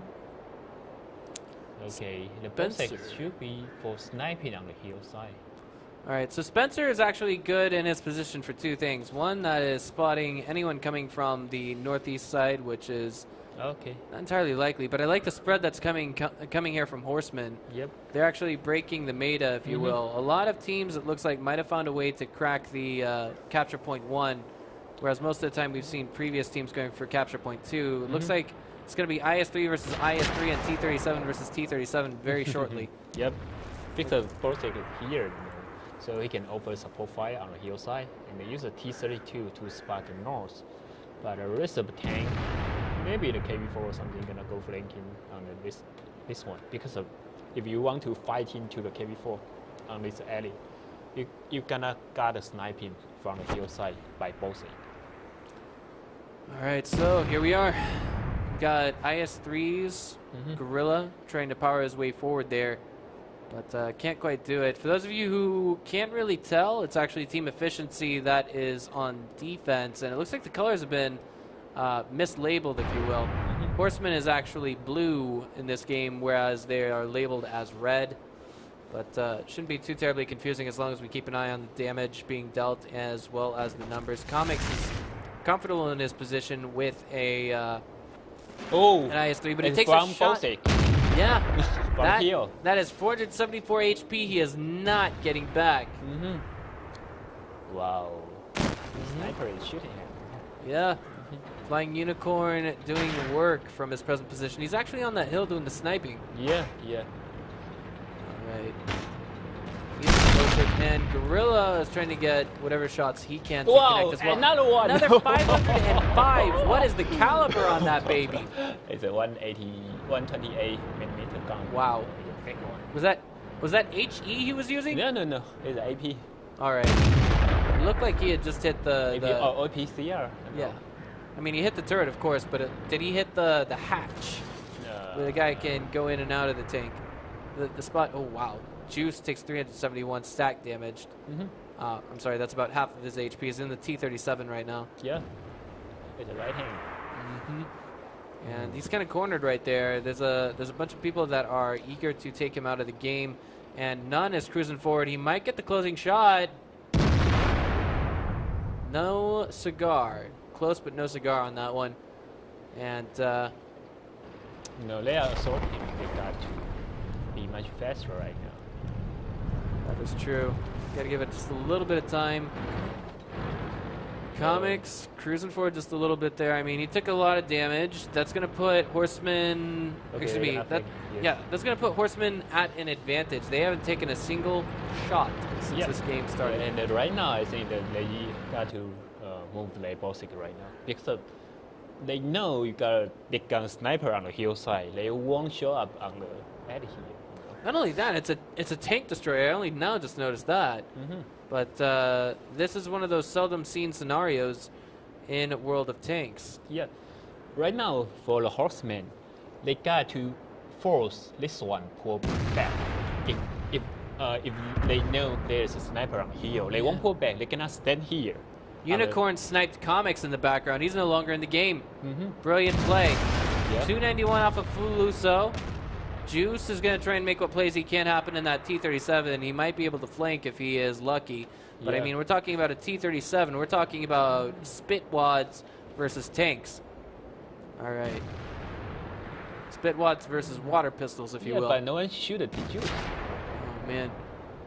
349 off of non-TW. That was a nice flanking shot coming from that T-37. Yeah, but they're trying to kill the gorilla first. But they have to know there's someone on the sniper on the hill, Guy working out 315 off of Gorilla. He's getting double teamed here, but the flank coming in just in the nick of time. Wow. Gorilla gets Hatsune Miku while a flank takes down his companion Tanaka. Yeah, the Bosik is so cool here. 329 off of Rex.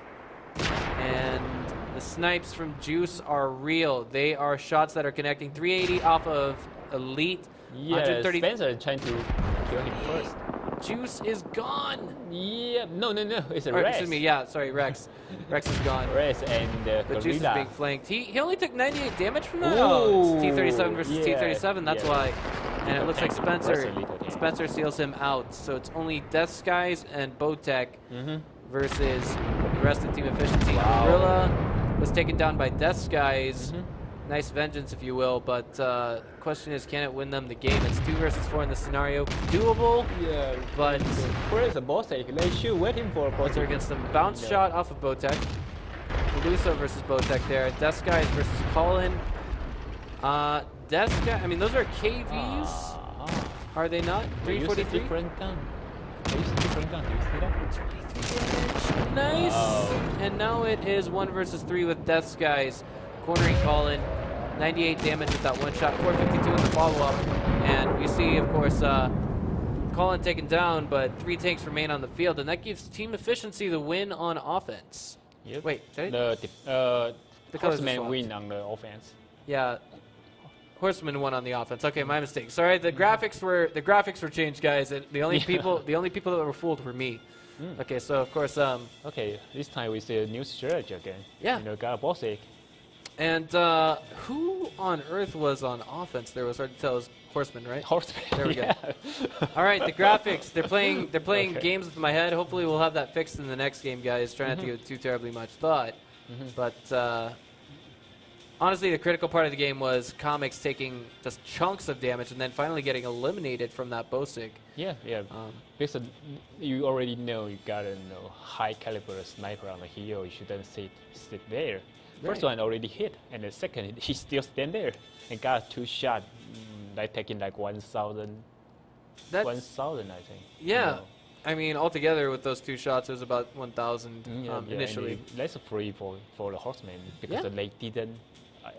There is not really engaging fire. They're just sniping you. Right, and I mean, they couldn't just charge in there because the Bosig would have been safe just delivering fire without being, exposed whatsoever. They would have to, if they were to charge in, what do? Do you target the Bosig? Good luck with that. You got 5 tanks in front of you. You can't really do anything like that. So I mean, I feel like this was kind of hook, line, and sinker coming from Horsemen. But but on the next round, I think the team efficiency gonna have a new strategy. Yeah, maybe they can rush here or something. Kill your Bosig first. I wouldn't be surprised to see. You know what? I wouldn't be surprised to see anything at this point. Tonight we've seen a lot of new strategies being employed. That means battle crafting has taken place within the 20 or so days that we have not broadcasted World of Tanks. And I'm eager to see one of those new strategies after this short break, guys. Don't go away.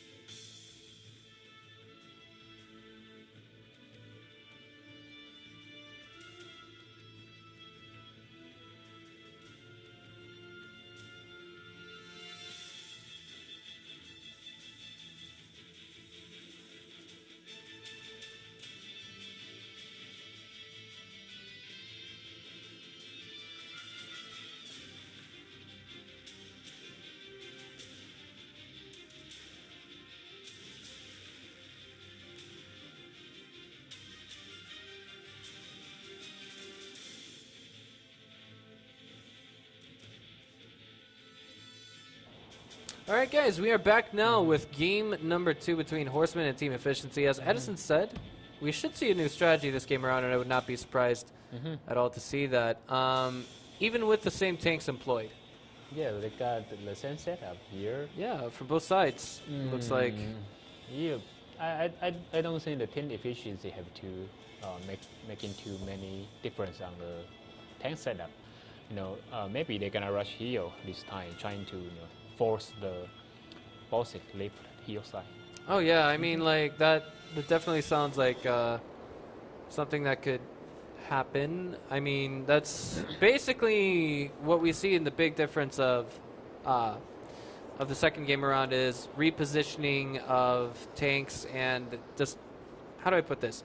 Changing the rush strategy, changing the direction that they go out in the beginning of the game. Yeah. We saw the team efficiency, they chose more high-speed tank this time. Okay, so they got a K4 on the previous match, but this one they choose ISO, they choose Trans 1. Normally, that's higher speed. You don't want to be camped on the capture circle right now. All right, so it looks like the colors, well, they weren't fixed. You want to rush here, that's what I say, Hey. Okay, so they're going to do that, but I mean, the T-37 is going to scout that. Maybe they've got a plan beyond that, but it's going to be a little bit difficult to read. The Bosig is actually going up the hill, though, not terribly far behind. Yeah, but if the Spencer saw them there, oh, no. Spencer cannot live there. He had to stand on the hill. Like this. Yep. Indeed. Ooh, missed it. Indeed. Okay, he got it. He got that.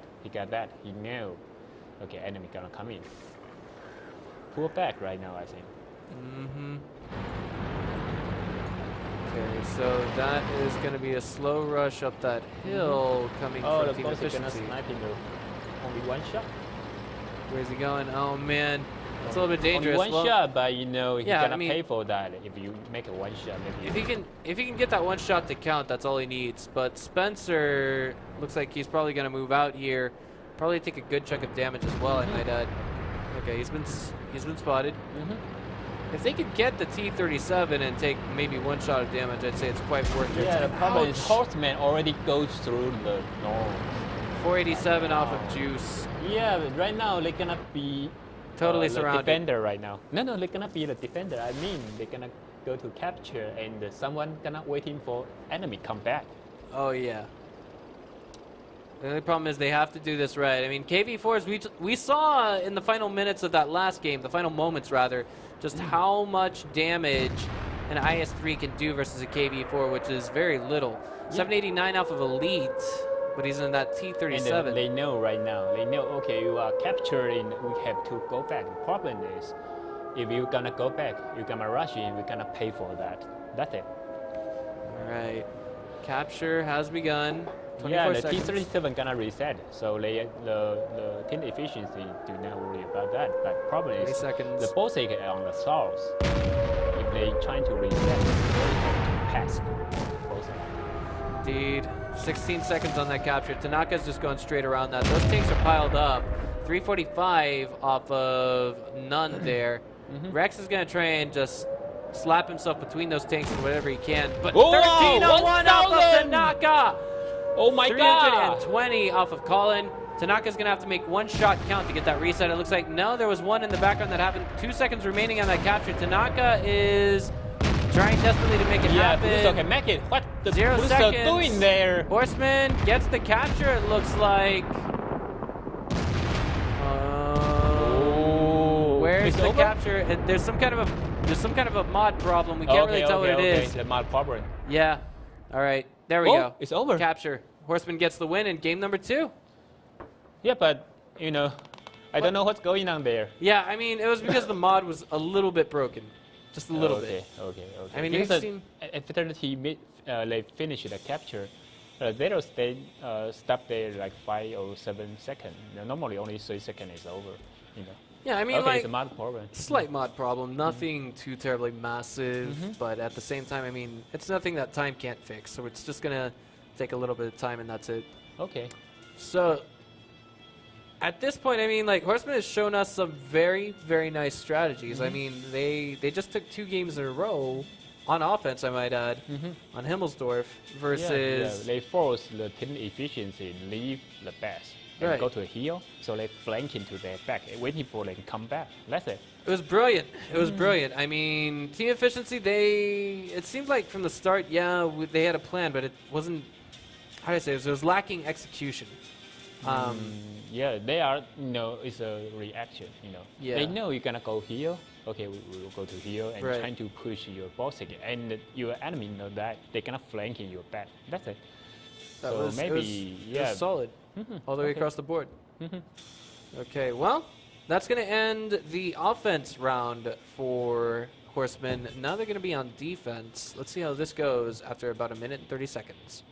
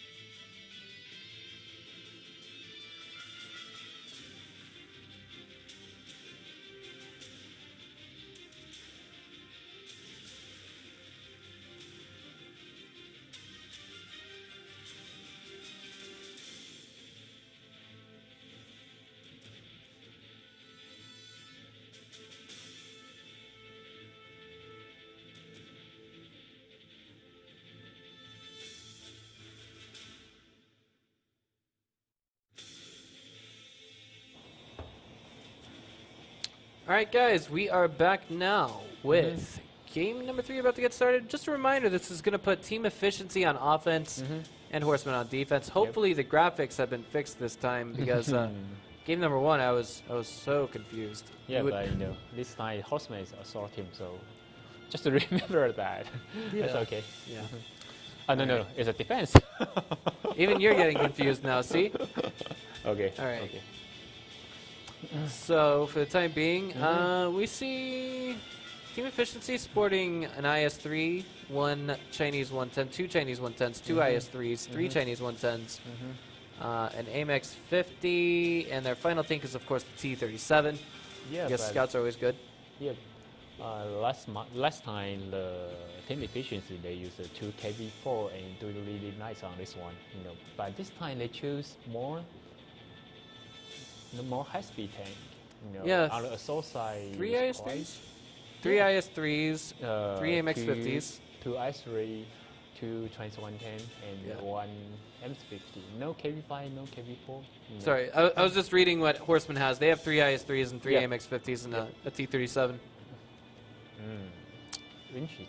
I'm not sure what they're gonna do here. So, shouldn't be the normal campaign strategy, I guess. But whatever. Let's just say that. Cannot expect anything right now because of on the setup in both sides, we seldom see any team doing that like this. You know, on the previous week, more and more teams they choose the KB4 and the KB5 right now. Okay. So at this point, we're just waiting. Was offline. Uh-oh. Yep. Yeah, someone's offline. It's from Team Efficiency, Hatsune. Hatsumiku. Yeah, and I mean, Team Efficiency is mostly Malaysian and Australian team, if I'm not mistaken. Malaysia, Indonesia, Australia. They have an Indian guy too, if I'm not mistaken. No Indian, I think. No Indian? Well, Indonesian. They have one guy. They have one guy who's on their team speak. He's from India. Okay. Yeah, but in that shouldn't be the team efficiency. Maybe a DPS. Yeah. Maybe just DPS member as a whole. But I mean, Hatsune Miku, if I'm not mistaken, he's Malaysian. Malaysian. Hatsune Miku. That's right next to the server. Tanaka. That's right next to the server. I mean, really? Malaysia essentially surrounds Singapore, if I recall my geography classes correctly. Yeah. And that's like right next to the server, but I'm not sure how much the ping is. Maybe 20? I'm not sure, 30? but Singapore should be 20 something. But you know, sometimes the Singaporeans say Malaysia is their kitchen. You know, they always go to Malaysia because of the food price is really cheap compared to Singapore. You're making me curious and hungry and everything else in between. Like, you're making me want to learn some Bahasa and go there for the Lunar New Year. But of course, I think I'm going to spend that here with some friends. Now, that is a good question. Will there be a break for the season when Lunar New Year comes? I don't remember 1 year ago. You know, it should be one, I guess. You know. Maybe. Because we got a lot of Chinese player on the Asian server. Oh, yeah. Yep, so I'm not sure other server, but this one might be. Edison, why are we talking about food? I'm on a diet. Come on. Like you just finished a dinner. Yeah, you know. yeah, you're right. And I had... they are online. I don't know. I had something we call biendang. Right I had something we call biendang, and that is really oily stuff that I should not be eating. But as long as I eat it in low quantities, it shouldn't be too harmful. Okay. Trying to do hardcore Atkins, guys, so that's why you can see the bags under my eyes. Yeah. Makes you tired. It does. Okay. Supplementing with vitamin C. I'm sure in that you didn't sleep on the night at the night. Oh, well, sometimes, I don't know, I regularly go to bed around 2 o'clock, but... okay. It's not too late. Tonight I got a lot of work. Okay, it's coming. All right. Coming. 3 110s. I saw that. There we go. So here we are. We're now loading into the game. And this is game number 3. Once again, for those of you who've been waiting all day, maybe just now tuned in, we've got team efficiency on offense this time around. And on defense, it's going to be Horsemen. The graphics are switched. Don't get confused. That means Horsemen's logo is wrong and Team Efficiency's logo is wrong. Yep. They should actually be on opposite sides, but they are not. We'll try and remind the production crew in the middle of the next break, and hopefully that'll be fixed. This is something that we only had in week 3. Come on, guys. All right. So So you can see the tank loadout right in front of your eyes. Efficiency.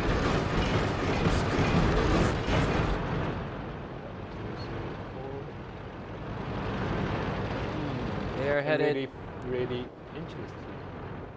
Yeah, they're headed right now up the what looks to be 8 line. And yeah, they go to here. Yeah. Ah, they push you out. Wow. Horseman Yeah, is if going to put Spencer up the hill again. Yeah, if the team efficient rushing right now, they can do this. Yeah. Or if the Horsemen also.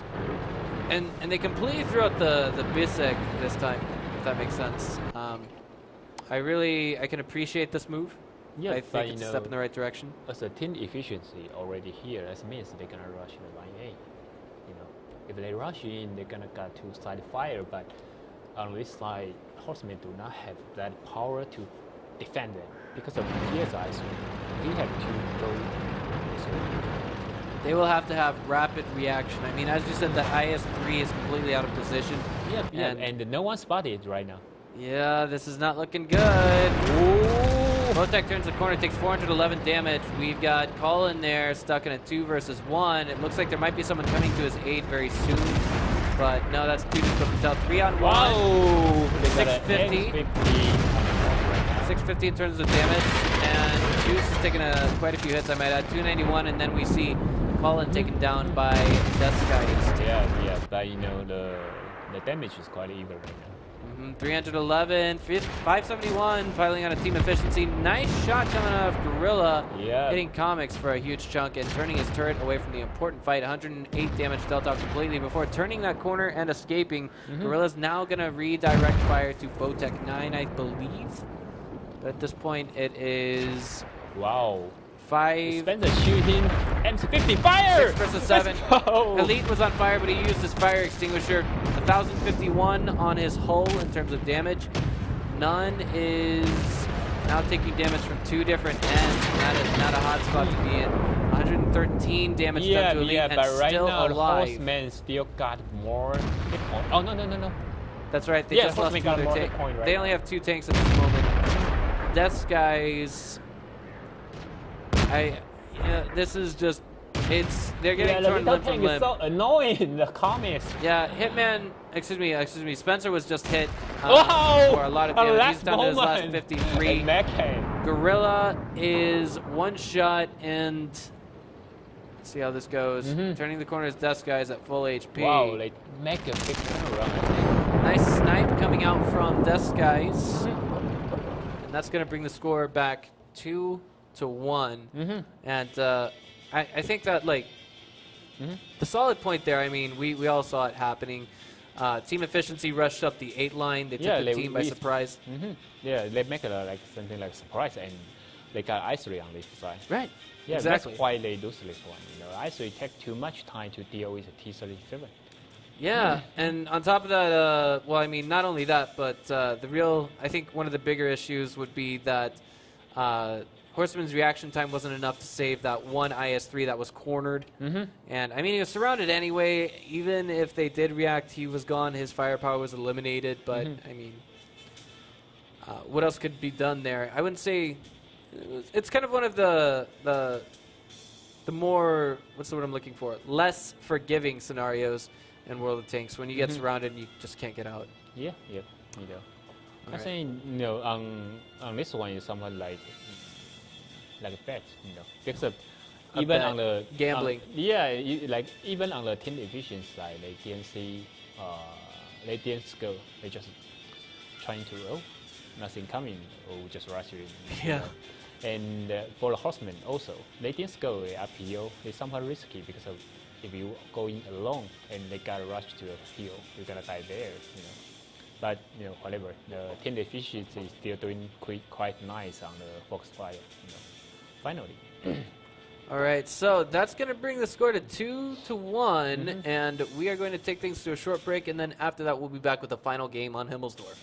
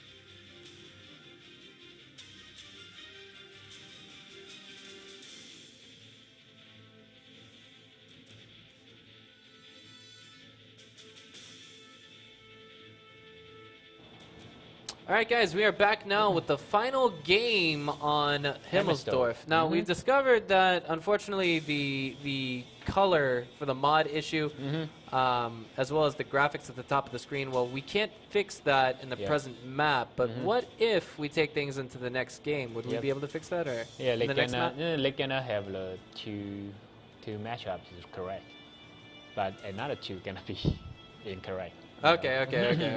So we'll fix it eventually. Some places it'll be fixed, some places it'll be broken. So just bear with us, guys. Okay. All right. Okay, you already start right now. They have set up. That is indeed correct. So I feel like this game, the big change is going to be positioning, because we've got the same exact tank loadout that we do in game number 3 there. That's game number 1 on, defense for Horsemen, and game number 1 on offense for team efficiency. Now they choose the same setup. Game number 2 for both that means when you use more Chinese one paint, that means trying to use a rush stretch, fix up the BPM. I3 is really nice on the pickup, but if you want to rush it, Chinese one paint is the best choice. All right, here we go. Team efficiency. Heading out to what seems to be the 8 line all over again. I feel like if they haven't practiced another strategy, this is something that could work against them. At least at present there, we're rushing to the 8 line. What are they doing now? Yeah, somewhere up here.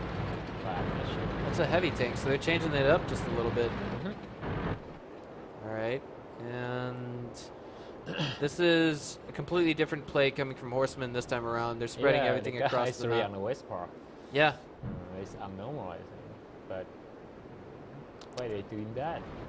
I cannot figure out, but well, in my opinion, this kind of makes a little bit of sense, because if we just look and see the position that Horsemen is looking at right now, they're kind of like, they've got a nice, I guess you'd say concave, a nice ambush setup for team efficiency, should they choose to pile into the west or the north.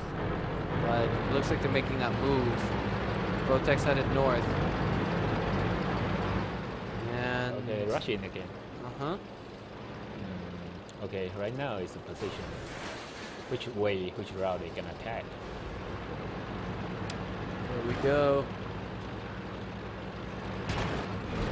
D37 on the heel, and another one should be M50. So the tank can snipe in on the heel. So if the I3 or something they capture, these two gonna hold this line. I think Spencer just spotted one of the 3 guys there. Do you see the bubble? I'm not. No, I mean the light bulb doesn't show up. Okay. That part of the mod is actually broken. It's not. It hasn't been fixed for I think maybe 2 or 3 weeks of competition. Now they're piling into the west end of this, but it looks like we've got Horsemen ready to intercept for the most part. Yeah, Horseman is waiting for him. Botek checking that corner carefully. Yeah. Comics running around the minimap like a madman. He's like, something isn't right here. I haven't spotted anyone just yet. Okay, this time, if T goes through in, it's really dangerous. But it depends on doing good at the focus fire. Right. It depends on where those shots connect or bounce or any mix in between. Yep. The Nang on the position of Nang, he already know enemy there. So tension. Oh, the T37 gonna fight first. On here. Oh man, yeah, I mean, that's kind of ironic. This one? Oh, oh, it's a Ram. 49 and 49. They might have missed shots. Who knows? And they're going head to head right now. It's all RNGs at this point. Any bounces are appreciated between those T37s. Gonna shoot first. Nice shot on the Botek for 391. Yeah. Oh, the Fluso flanking. 316, Faluso going around to the rear. He's going to get the most valuable shots onto team efficiency as they push here. 720 onto Botek, 1062, 86 on the Death Skies. D-Juice hitting 466 on the Nut. We see Botek taken down, 664 on the Death Skies, 1112 as he piles forward. Rex still alive. Faluso gets the finishing kill. We've got 1064 and then Rex drops Deuce. We've got Hatsune Miku almost completely surrounded. 1032, 1437, and taken down with a finishing blow by None. And now Tanaka turning that corner, going up against Horsemen. 388 onto none. Totally surrounded is Tanaka now. 334, 723, 851. Who gets the finishing blow and how much is it for? 851 again. 19 off of Spencer. So many bounces right now. There it is. T37. Taken down by Nunn. Nunn got 3 kills there in this game, if I'm not mistaken, and it's all up to Elite now. He's just in a T37, but team efficiency is on offense. They have to do something about this. Yep. All right, looks like this game around the color is correct. Oh. It's Elite there. I'm sorry, I thought he was in the T37. I was wrong. He's actually in I3. Yeah. Wow. Nice. He takes down Flying Unicorn, so I mean, he's showing everyone that he wants to go down swinging. But 114 off of his front. 106. Oh, is that Spencer in the T37? Yeah, it Spencer was. on T37. Right. Now everyone's piling in here. There's almost no hope, and a Ram seals him out for 97. Okay. Gorilla gets the kill. So that brings the end score to map 1 for 3-1. And Horseman goes into the next map with a slight advantage. I mean, like, let's just say score. Yeah, the 3 versus 1. 3-1 is quite good for the Horsemen because of, the team efficiency is quite strong team. Yeah. I mean, in the Gold Series of Season 1, essentially that was equal to what we call season playoffs for Season 2 and Season 3. What I want to highlight here is that, how do I place this? Horsemen, they didn't make it into the top 4 for Yeah, they always like 5. Yeah, always 5. They always made it in the 5th place. So I mean, but like the first season they are top 4. top 4. 4. Oh yeah, that's right. They fell just 4. a little bit short. Yep. Okay, so I mean, like this is going straight up against the team that actually succeeded them and went to the Season 1 Grand Finals of this year. Is actually kind of a moral victory to them. And I feel like we're going to have to wait until we see what happens in map number 2 on steps to really know whether or not they have what it takes to take team efficiency out of this. Okay.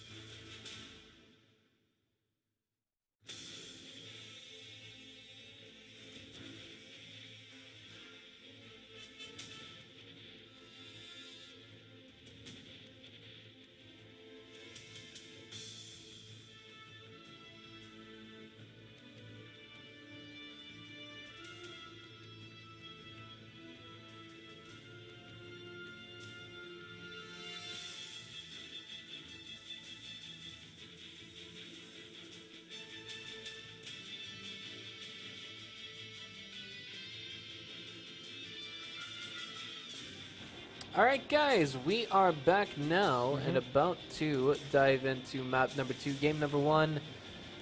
Not anywhere near finished with the tank selection just yet, but I feel like already done, but look like, I feel like this is probably going to take. I feel like this game, or not this game, but this match for the entire evening is going to take itself into a tiebreaker. What about you, Edison? What do you think? Yeah, it's much possible, I think. Yeah. Because of the step, team efficiency always doing really nice on step. But the Horsemen, I think the weak spot is their light tank. They always doing good. What on earth is this? Oh, okay. They always doing good on the heavy tank. But for the light tank, they are doing that perfect. Guys, whatever you do, don't join those channels in game. All right. They cover, Yeah, just a little bit, but there we go. It's fixed. We got the overlay back up for steps. Now, just a short reminder: if I'm not mistaken, we will have the correct loading graphics for the teams for 2 rounds, and then should we make it to the final 2 rounds, they may be wrong. Like some of them will be like, in some of the games the graphics will be correct on the screen, and in some of the games the graphics will be incorrect. They cannot fix it right now because of there's a mod. What is an LTTB? LTTB is a Russian tier 7 light tank. Is it an auto loader? No, the gun, the penetration of gun is pretty good. The DPM, I do remember it's not that high, but the gun is quite accuracy and with really nice penetration. But the gun depression is really suck, and the aiming time is quite long, maybe 4 or 5 seconds. For light tank, aiming time is really long because of like Shafei, they only need like 1.7 seconds. Well, I just wanted to remark, we actually have 2 LTTBs, 1 for each team, actually. Okay. So both teams kind of have like, I feel like that's a sniping all over it, right? LTTB, is a light tank, but its armor is somewhat changed. I cannot say that it's not solid armor, but you got really high bounce rate on this tank. And this tank, you got really high speed, really fast. What is the caliber for the turret on the LTTB? 85 millimeter. 85 millimeter. Yeah. That is something. Not bad. That's not bad. Yeah, not bad. So let's get this party started, guys. Don't go away.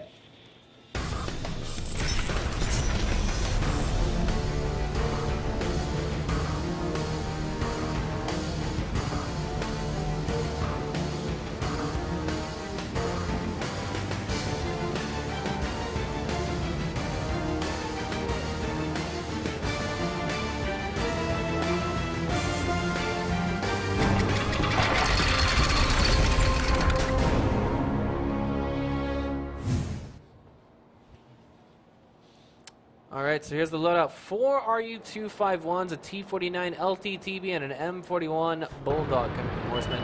IS-3, 2 T-32s, an OBJ-416 Pershing LTTB, and an M41 Bulldog coming out of Team Efficiency.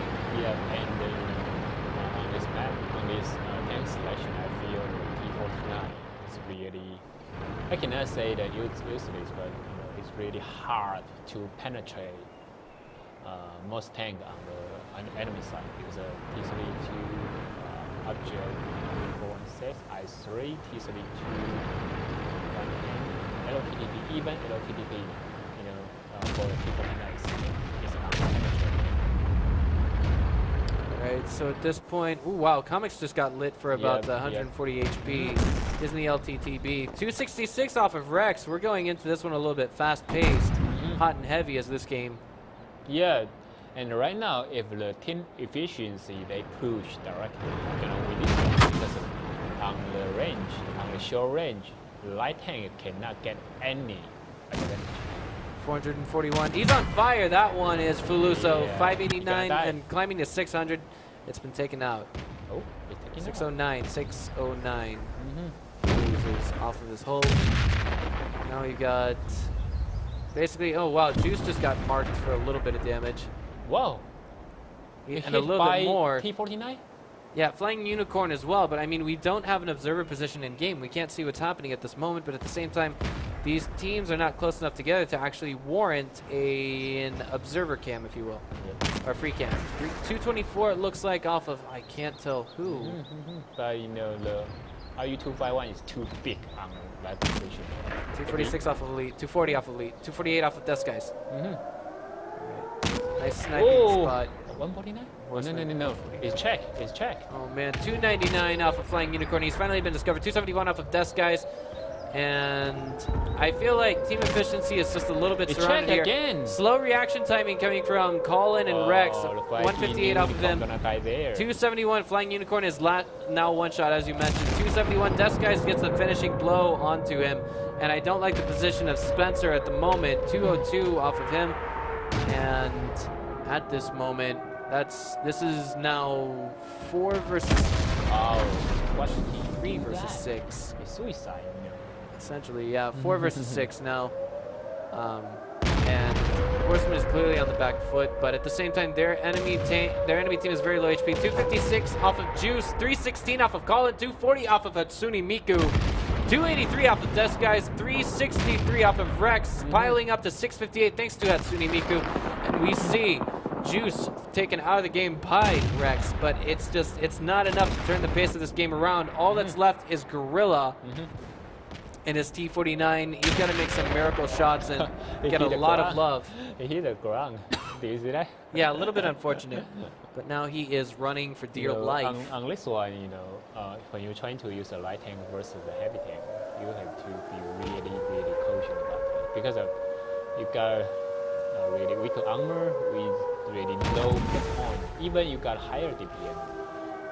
278 off Gorilla. Compromise that weak point. And I saw a lot of check shot on the Horsemen. If you already got low hit point and you got more check shot, that means you're gonna lose really soon at this point. Yeah, I mean, like, it doesn't just mean that. I mean, it's just the simple numbers. It's 5 versus 1. We're gonna see Gorilla go in there. He's point blank with Guys. Gets one shot out for 376, but just falling short. It's got like 20 seconds reload time on this. Oh, you check again. Yeah, 326. Capture was just about to finish up anyway, so I mean, what else could Horsemen do at this point? Yeah. So that brings the score back 3-2. As you know, I mean, as you said, team efficiency is definitely showing their strong training regimen, and their experience with different maps is different from season to season. I wouldn't be surprised to find out that they only practice steps in Prokhorovka. Yeah, and they choose such a heavy setup. I think the Horsemen, they have to make up something like sniping strategy, like PvP. If you're trying to use a light tank versus a heavy tank, you have to know how to sniping them. Or That's true. Like this one, face to face, you're gonna lose really soon. I mean, what did we see coming from Horsemen at the beginning? It was a lot of RU-251s, right? Or was that team efficiency? I can't remember for the life of me, but I mean. As you said, I mean, the perfect example is Game 1 between PvP Super Friends and Phoenix tonight. Yeah. Well, they use a sniping strategy and really work out. Yeah. And Game Third also, they use a sniping on the nose, sniper on the nose, the same, All right. Well, I mean, that's this game in a nutshell, guys. We are going to take things into a 90-second commercial break, and then we'll be back with game number 2 on Steps. It's going to be offense again for Horsemen. No, defense for Horsemen. Defense for Horsemen. Jeez. See, everyone's getting confused tonight. Okay, guys, don't go away. We'll be right back. Okay.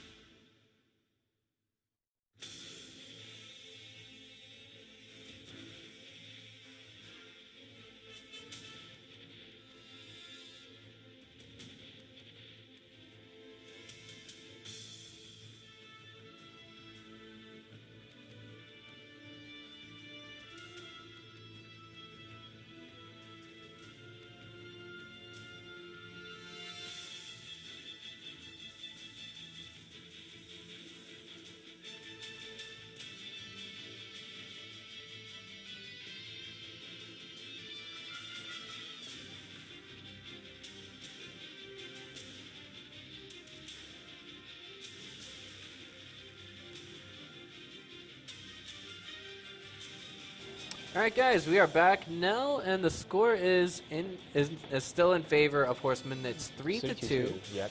But at present, we are just waiting to hop into the next game, and we should be good to go.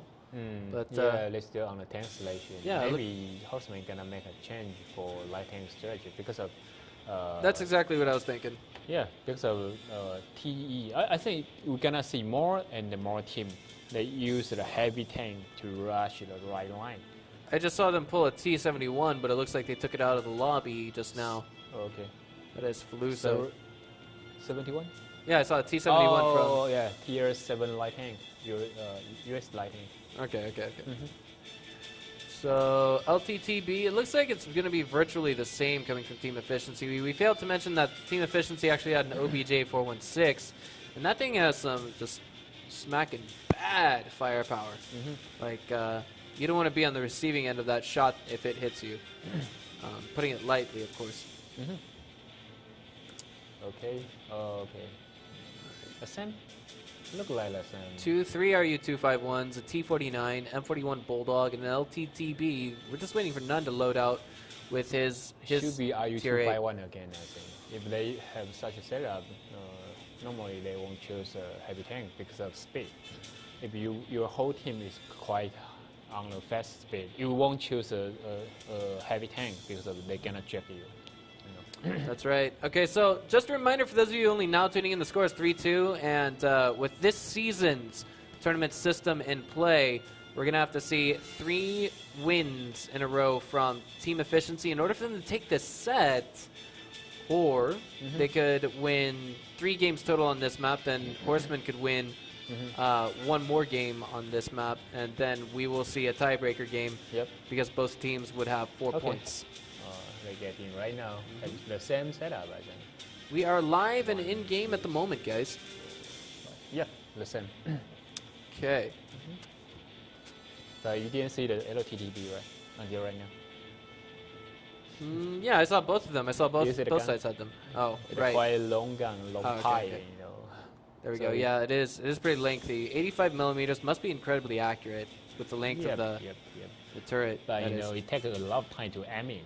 Not like normal light tank. Normal light tank, you got really short aiming time. But for LTTB, you take a lot of time to aim in. Right, and of course, if you guys were just paying attention to an Easter egg at the top of your screen, you'd see that the observers in game were tanks that were just now destroyed. But to the north, once again, it is Horsemen, and they have the correct loading, or not loading screen graphic, spawning point graphics. And to the south, it's going to be Team Efficiency. It looks like they're going to run right into each other, making for a fast-paced game. I like the spread on their tanks. I don't think there's any flanking shenanigans coming into this game. Okay, the Team Efficiency would be happy. 54 off of 2 tanks. It looks like Horsemen rammed each other, but Botek takes the first shot of the game, and that's going to put him down about, almost 300 I HP. think the Team Efficiency would be happy if the Horsemen's taking a huge chunk. 1100, do we see Nice that? from the T-49. That was a nice shot. Faluso is now struggling for dear life to get away from this shot, or get away from this fight. He's now track shotted, and he's turning around to return fire, but is taken down by Hatsune Miku. Yep. Is now putting Team Efficiency up 1 tank in all of this. It wasn't entirely for free, though. It took a few hits in the background, but nothing that's going to slow them down in this game. We need to see Horsemen reposition themselves and take advantage of that as best as possible. 373 off of Colin. He's not doing too hot in that position. 564, 139 off of Spencer. Okay, TDE gonna push directly because they got more heavy tank. You know, if they show a Torrent on the hill part, I think they're gonna win this one really soon. 410 off of None there. That's not too good. 236 off of Comics. Oh man, 325 off of Rex. 227 off of Comics. The exchanges are not going in favor of Horsemen. They are all 2 of them are 1-shot right now at this moment. 2 more of them are low. Now it's 3 1-shot. Unicorn has been removed from the game by Team Efficiency's Elite. And now Horsemen's It's hard to say. The mod got in the way. I couldn't call that, but now we just saw they're falling apart. I have to say that the efficiency was quite easy. So they use a heavy tank push directly. Totally right, but I don't know why the Horsemen doing same thing. I cannot say that it's black and white. Yeah, but because you already use one. Now look at it, right? You do twice. Well, I mean, it's a tier 7 tank, though. Yeah, I mean, like tier 7s in this particular situation, their firepower counts. But when we're talking about, again, going back to game 1 between Phoenix and PvP Super Friends, that was, I mean, that's like, again, plain as day. We could all see it. The coordinated fire as well as the how do I say this? The tactics, the commanders' decisions. They were amazing in that game, and that's how they were able to win versus heavies. We didn't really see that scenario here or in game 1. And especially for the Horsemen, they on the first match they doing the same thing, and they lose. And the second one, they still didn't figure out they cannot face the heavy tank, by a light tank. It's somewhat like suicide because of heavy tank got really nice armor. You can see the T-32 just show up toward and shoot you. You cannot do anything. Right. On the other hand, I can't be too cruel to Horsemen because game number 1 between PvP Super Friends and Phoenix, that took place on Muravanka. And Muravanka has a lot more cover, a lot more hills, things like that. They got a hill, they got the tree, got a lot of camo, but on the step, it's quite open wide. When you show up, everybody see you. It's really hard to snipe you, except you take the distance. That's why I say you don't use a light tank fast to a heavy tank. Without this tank, you cannot get any advantage there. That's right. I mean, Horseman's trying to go total E-long on this map, and it didn't work out in either of their first 2 games. Now, as we switch positions with who on offense? Horsemen on offense. Maybe we'll see a change in tactics. So let's find out after this short break, guys. The score is 3-3. Yes, we'll be back in a couple minutes, guys. Yep. Okay.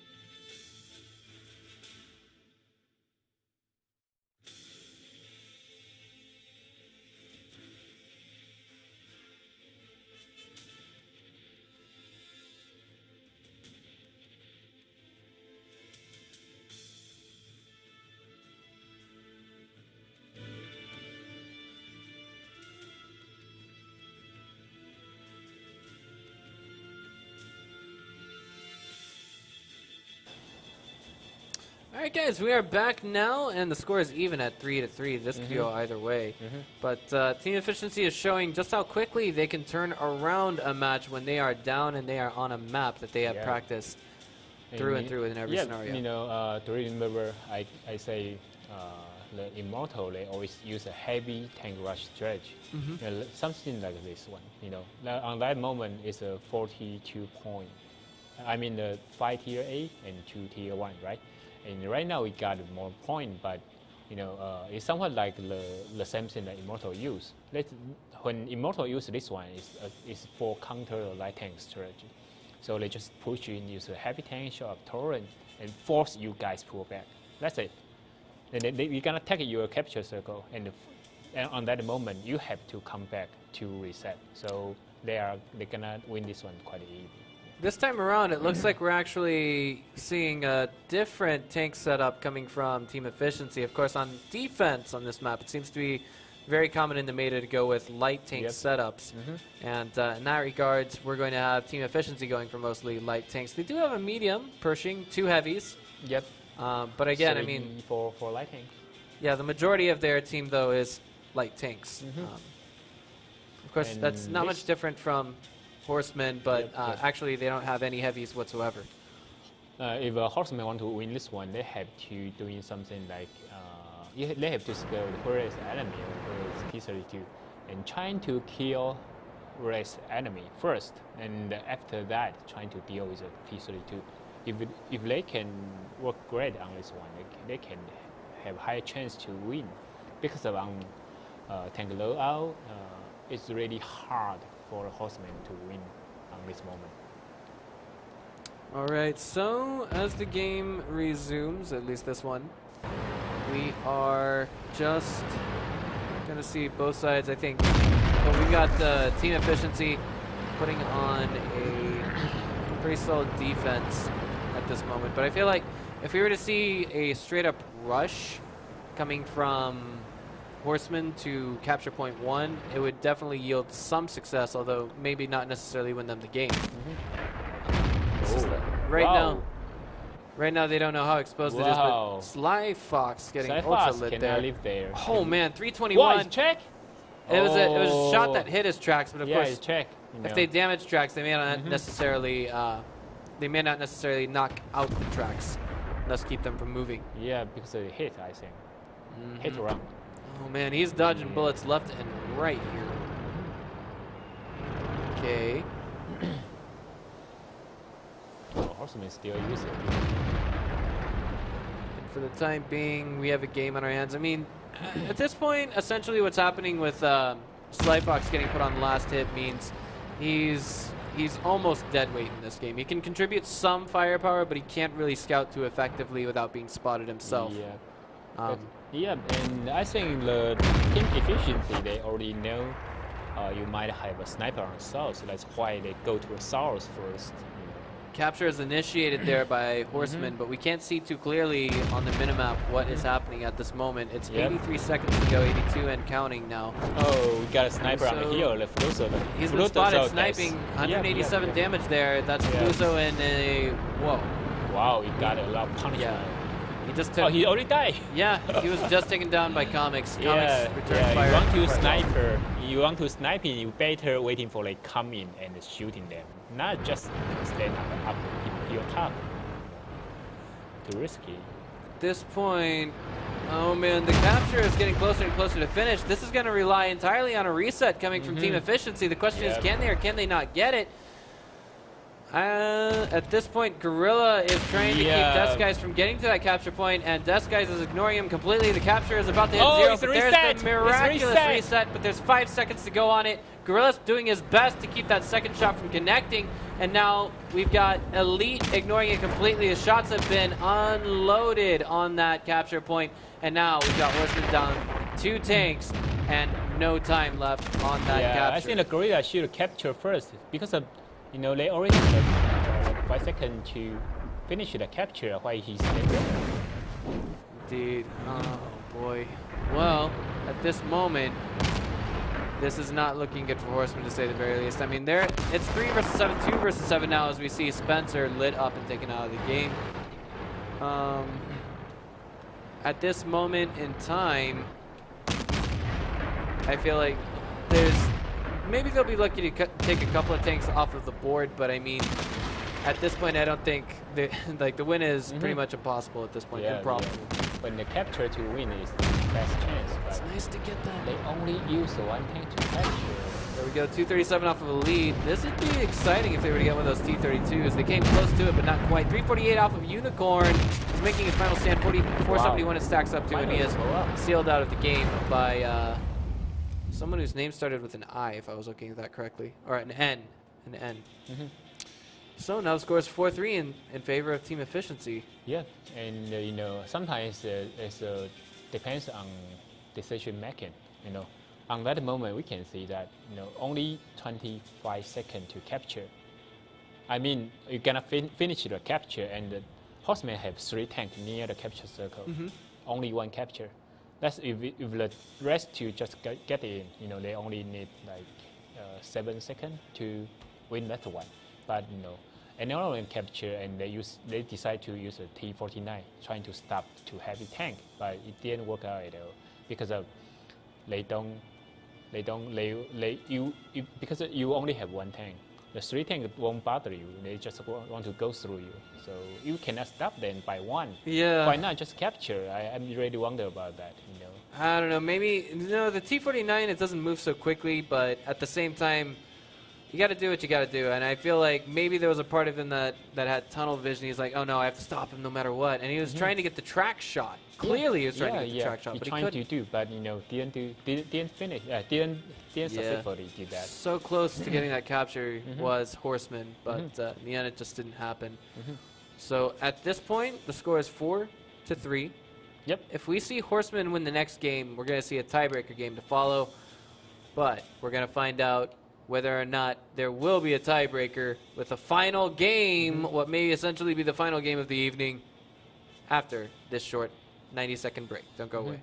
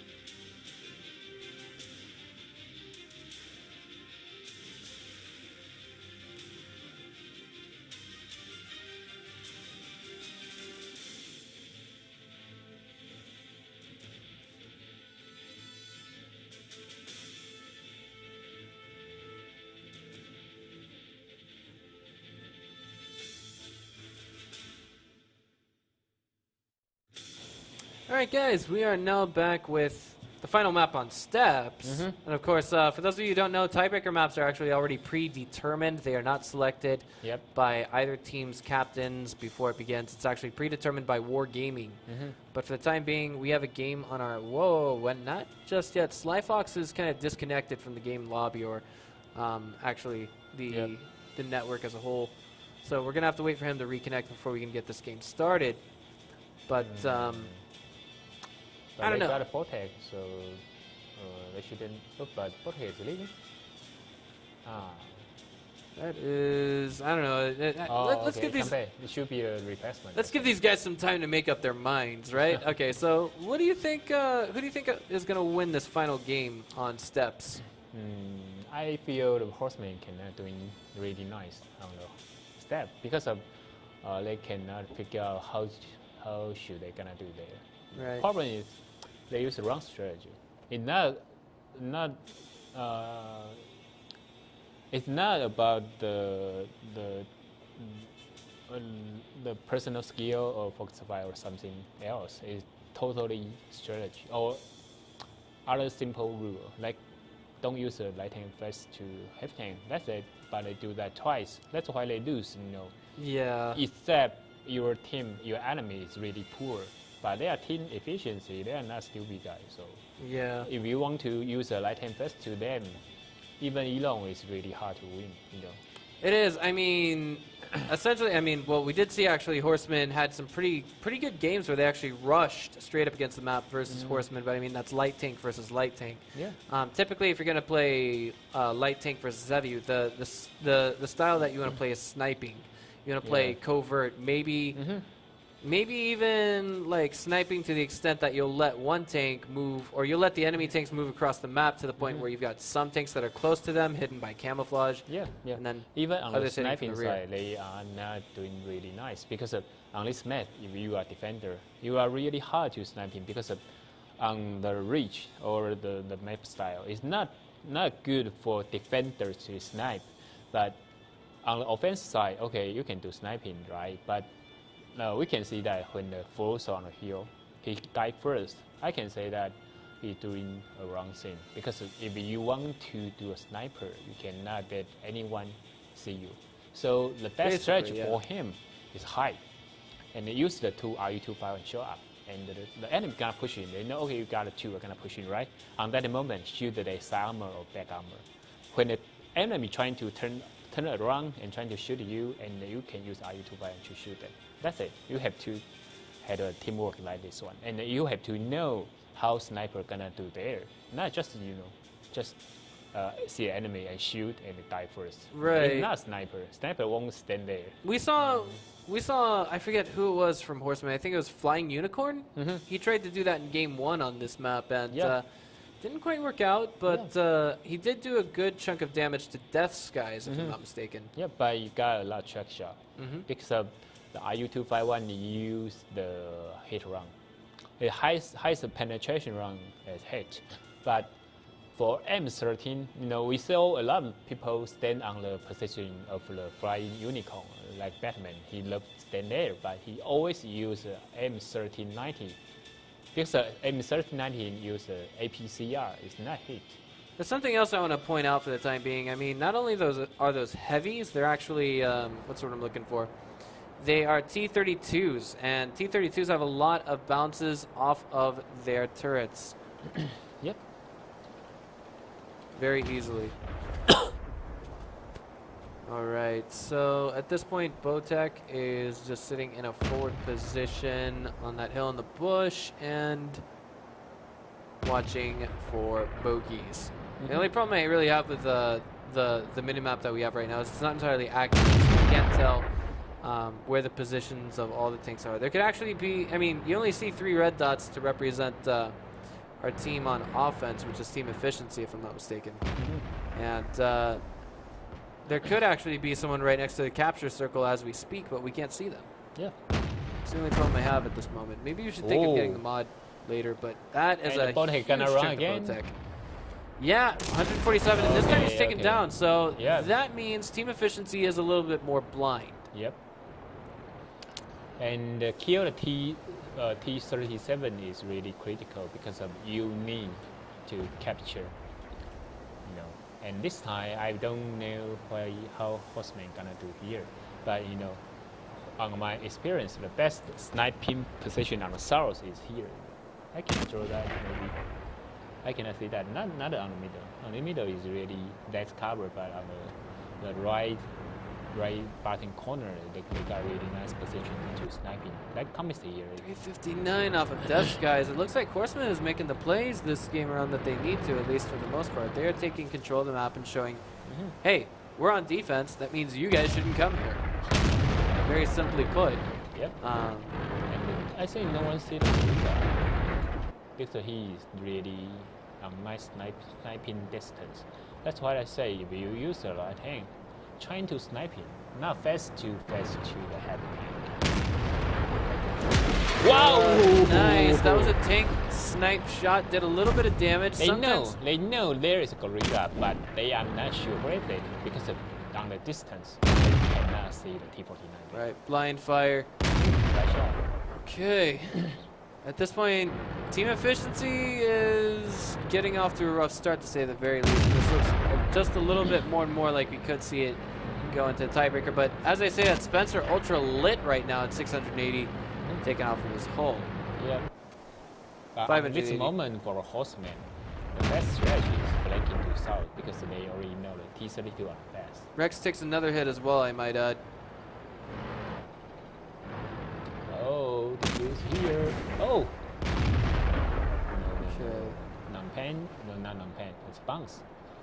Rex gonna turn that corner again. No, this one is 217 right. for 210, but now we've got the rest of Horsemen piling it at this location. It's Juice versus 3. Do this, because of 266, T-32 on the north side. That means he cannot support south really fast. They can kill the Juice really soon. All right, 46 off of Juice on the hold there. He's in a T-32. We use the hit right? HE. Nice. 214. That was pretty good coordinated fire onto what I believe was a T-32. Yeah, but they have to do that as soon as possible. Once the heavy tank come in, they don't have a chance to win. Right, team efficiency. I mean, there's still one more T-32 on the map, if I'm not mistaken. No, I'm sorry, both of those are still alive. 1550 for each of them. My mistake.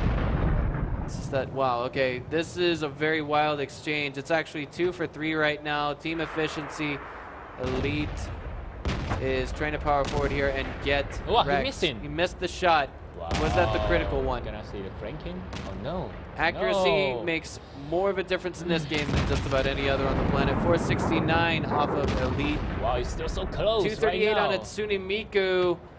Flying Unicorn takes 217. Gorilla making some amazing sniping work happening. Wow. And it's 3 versus 3 in this present position. But those are 2 very low HP tanks. And Elite is getting in position to fire something. There it is. He gets Flying Unicorn. Cannot fly anymore. Right. He's been shot down. He got shot down on the runway. So 3 versus 2 in this present situation. But that means team efficiency has to make that capture happen. They have to initiate it and set up a very nice ambush.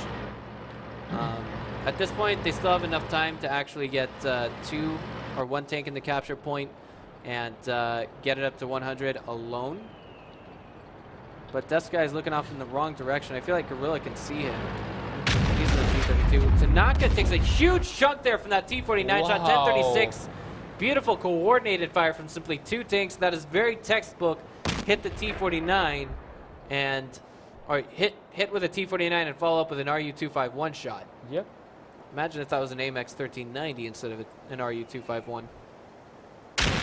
Oh! Gorilla making what fire he can connect. Another T-49 shot. 462 off of Death Skies in the T-32.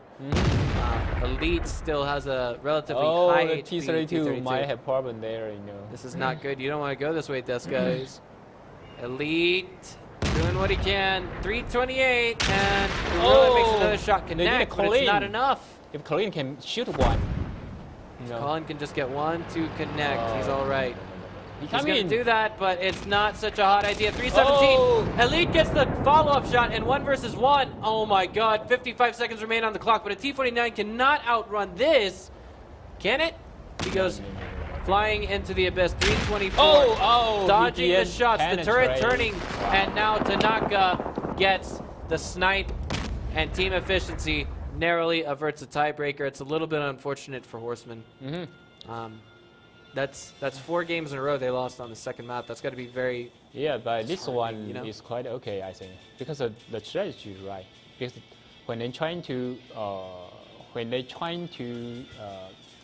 snap in the north part, they know they know Horsemen have 2 tanks on north, and the team efficiency is bad.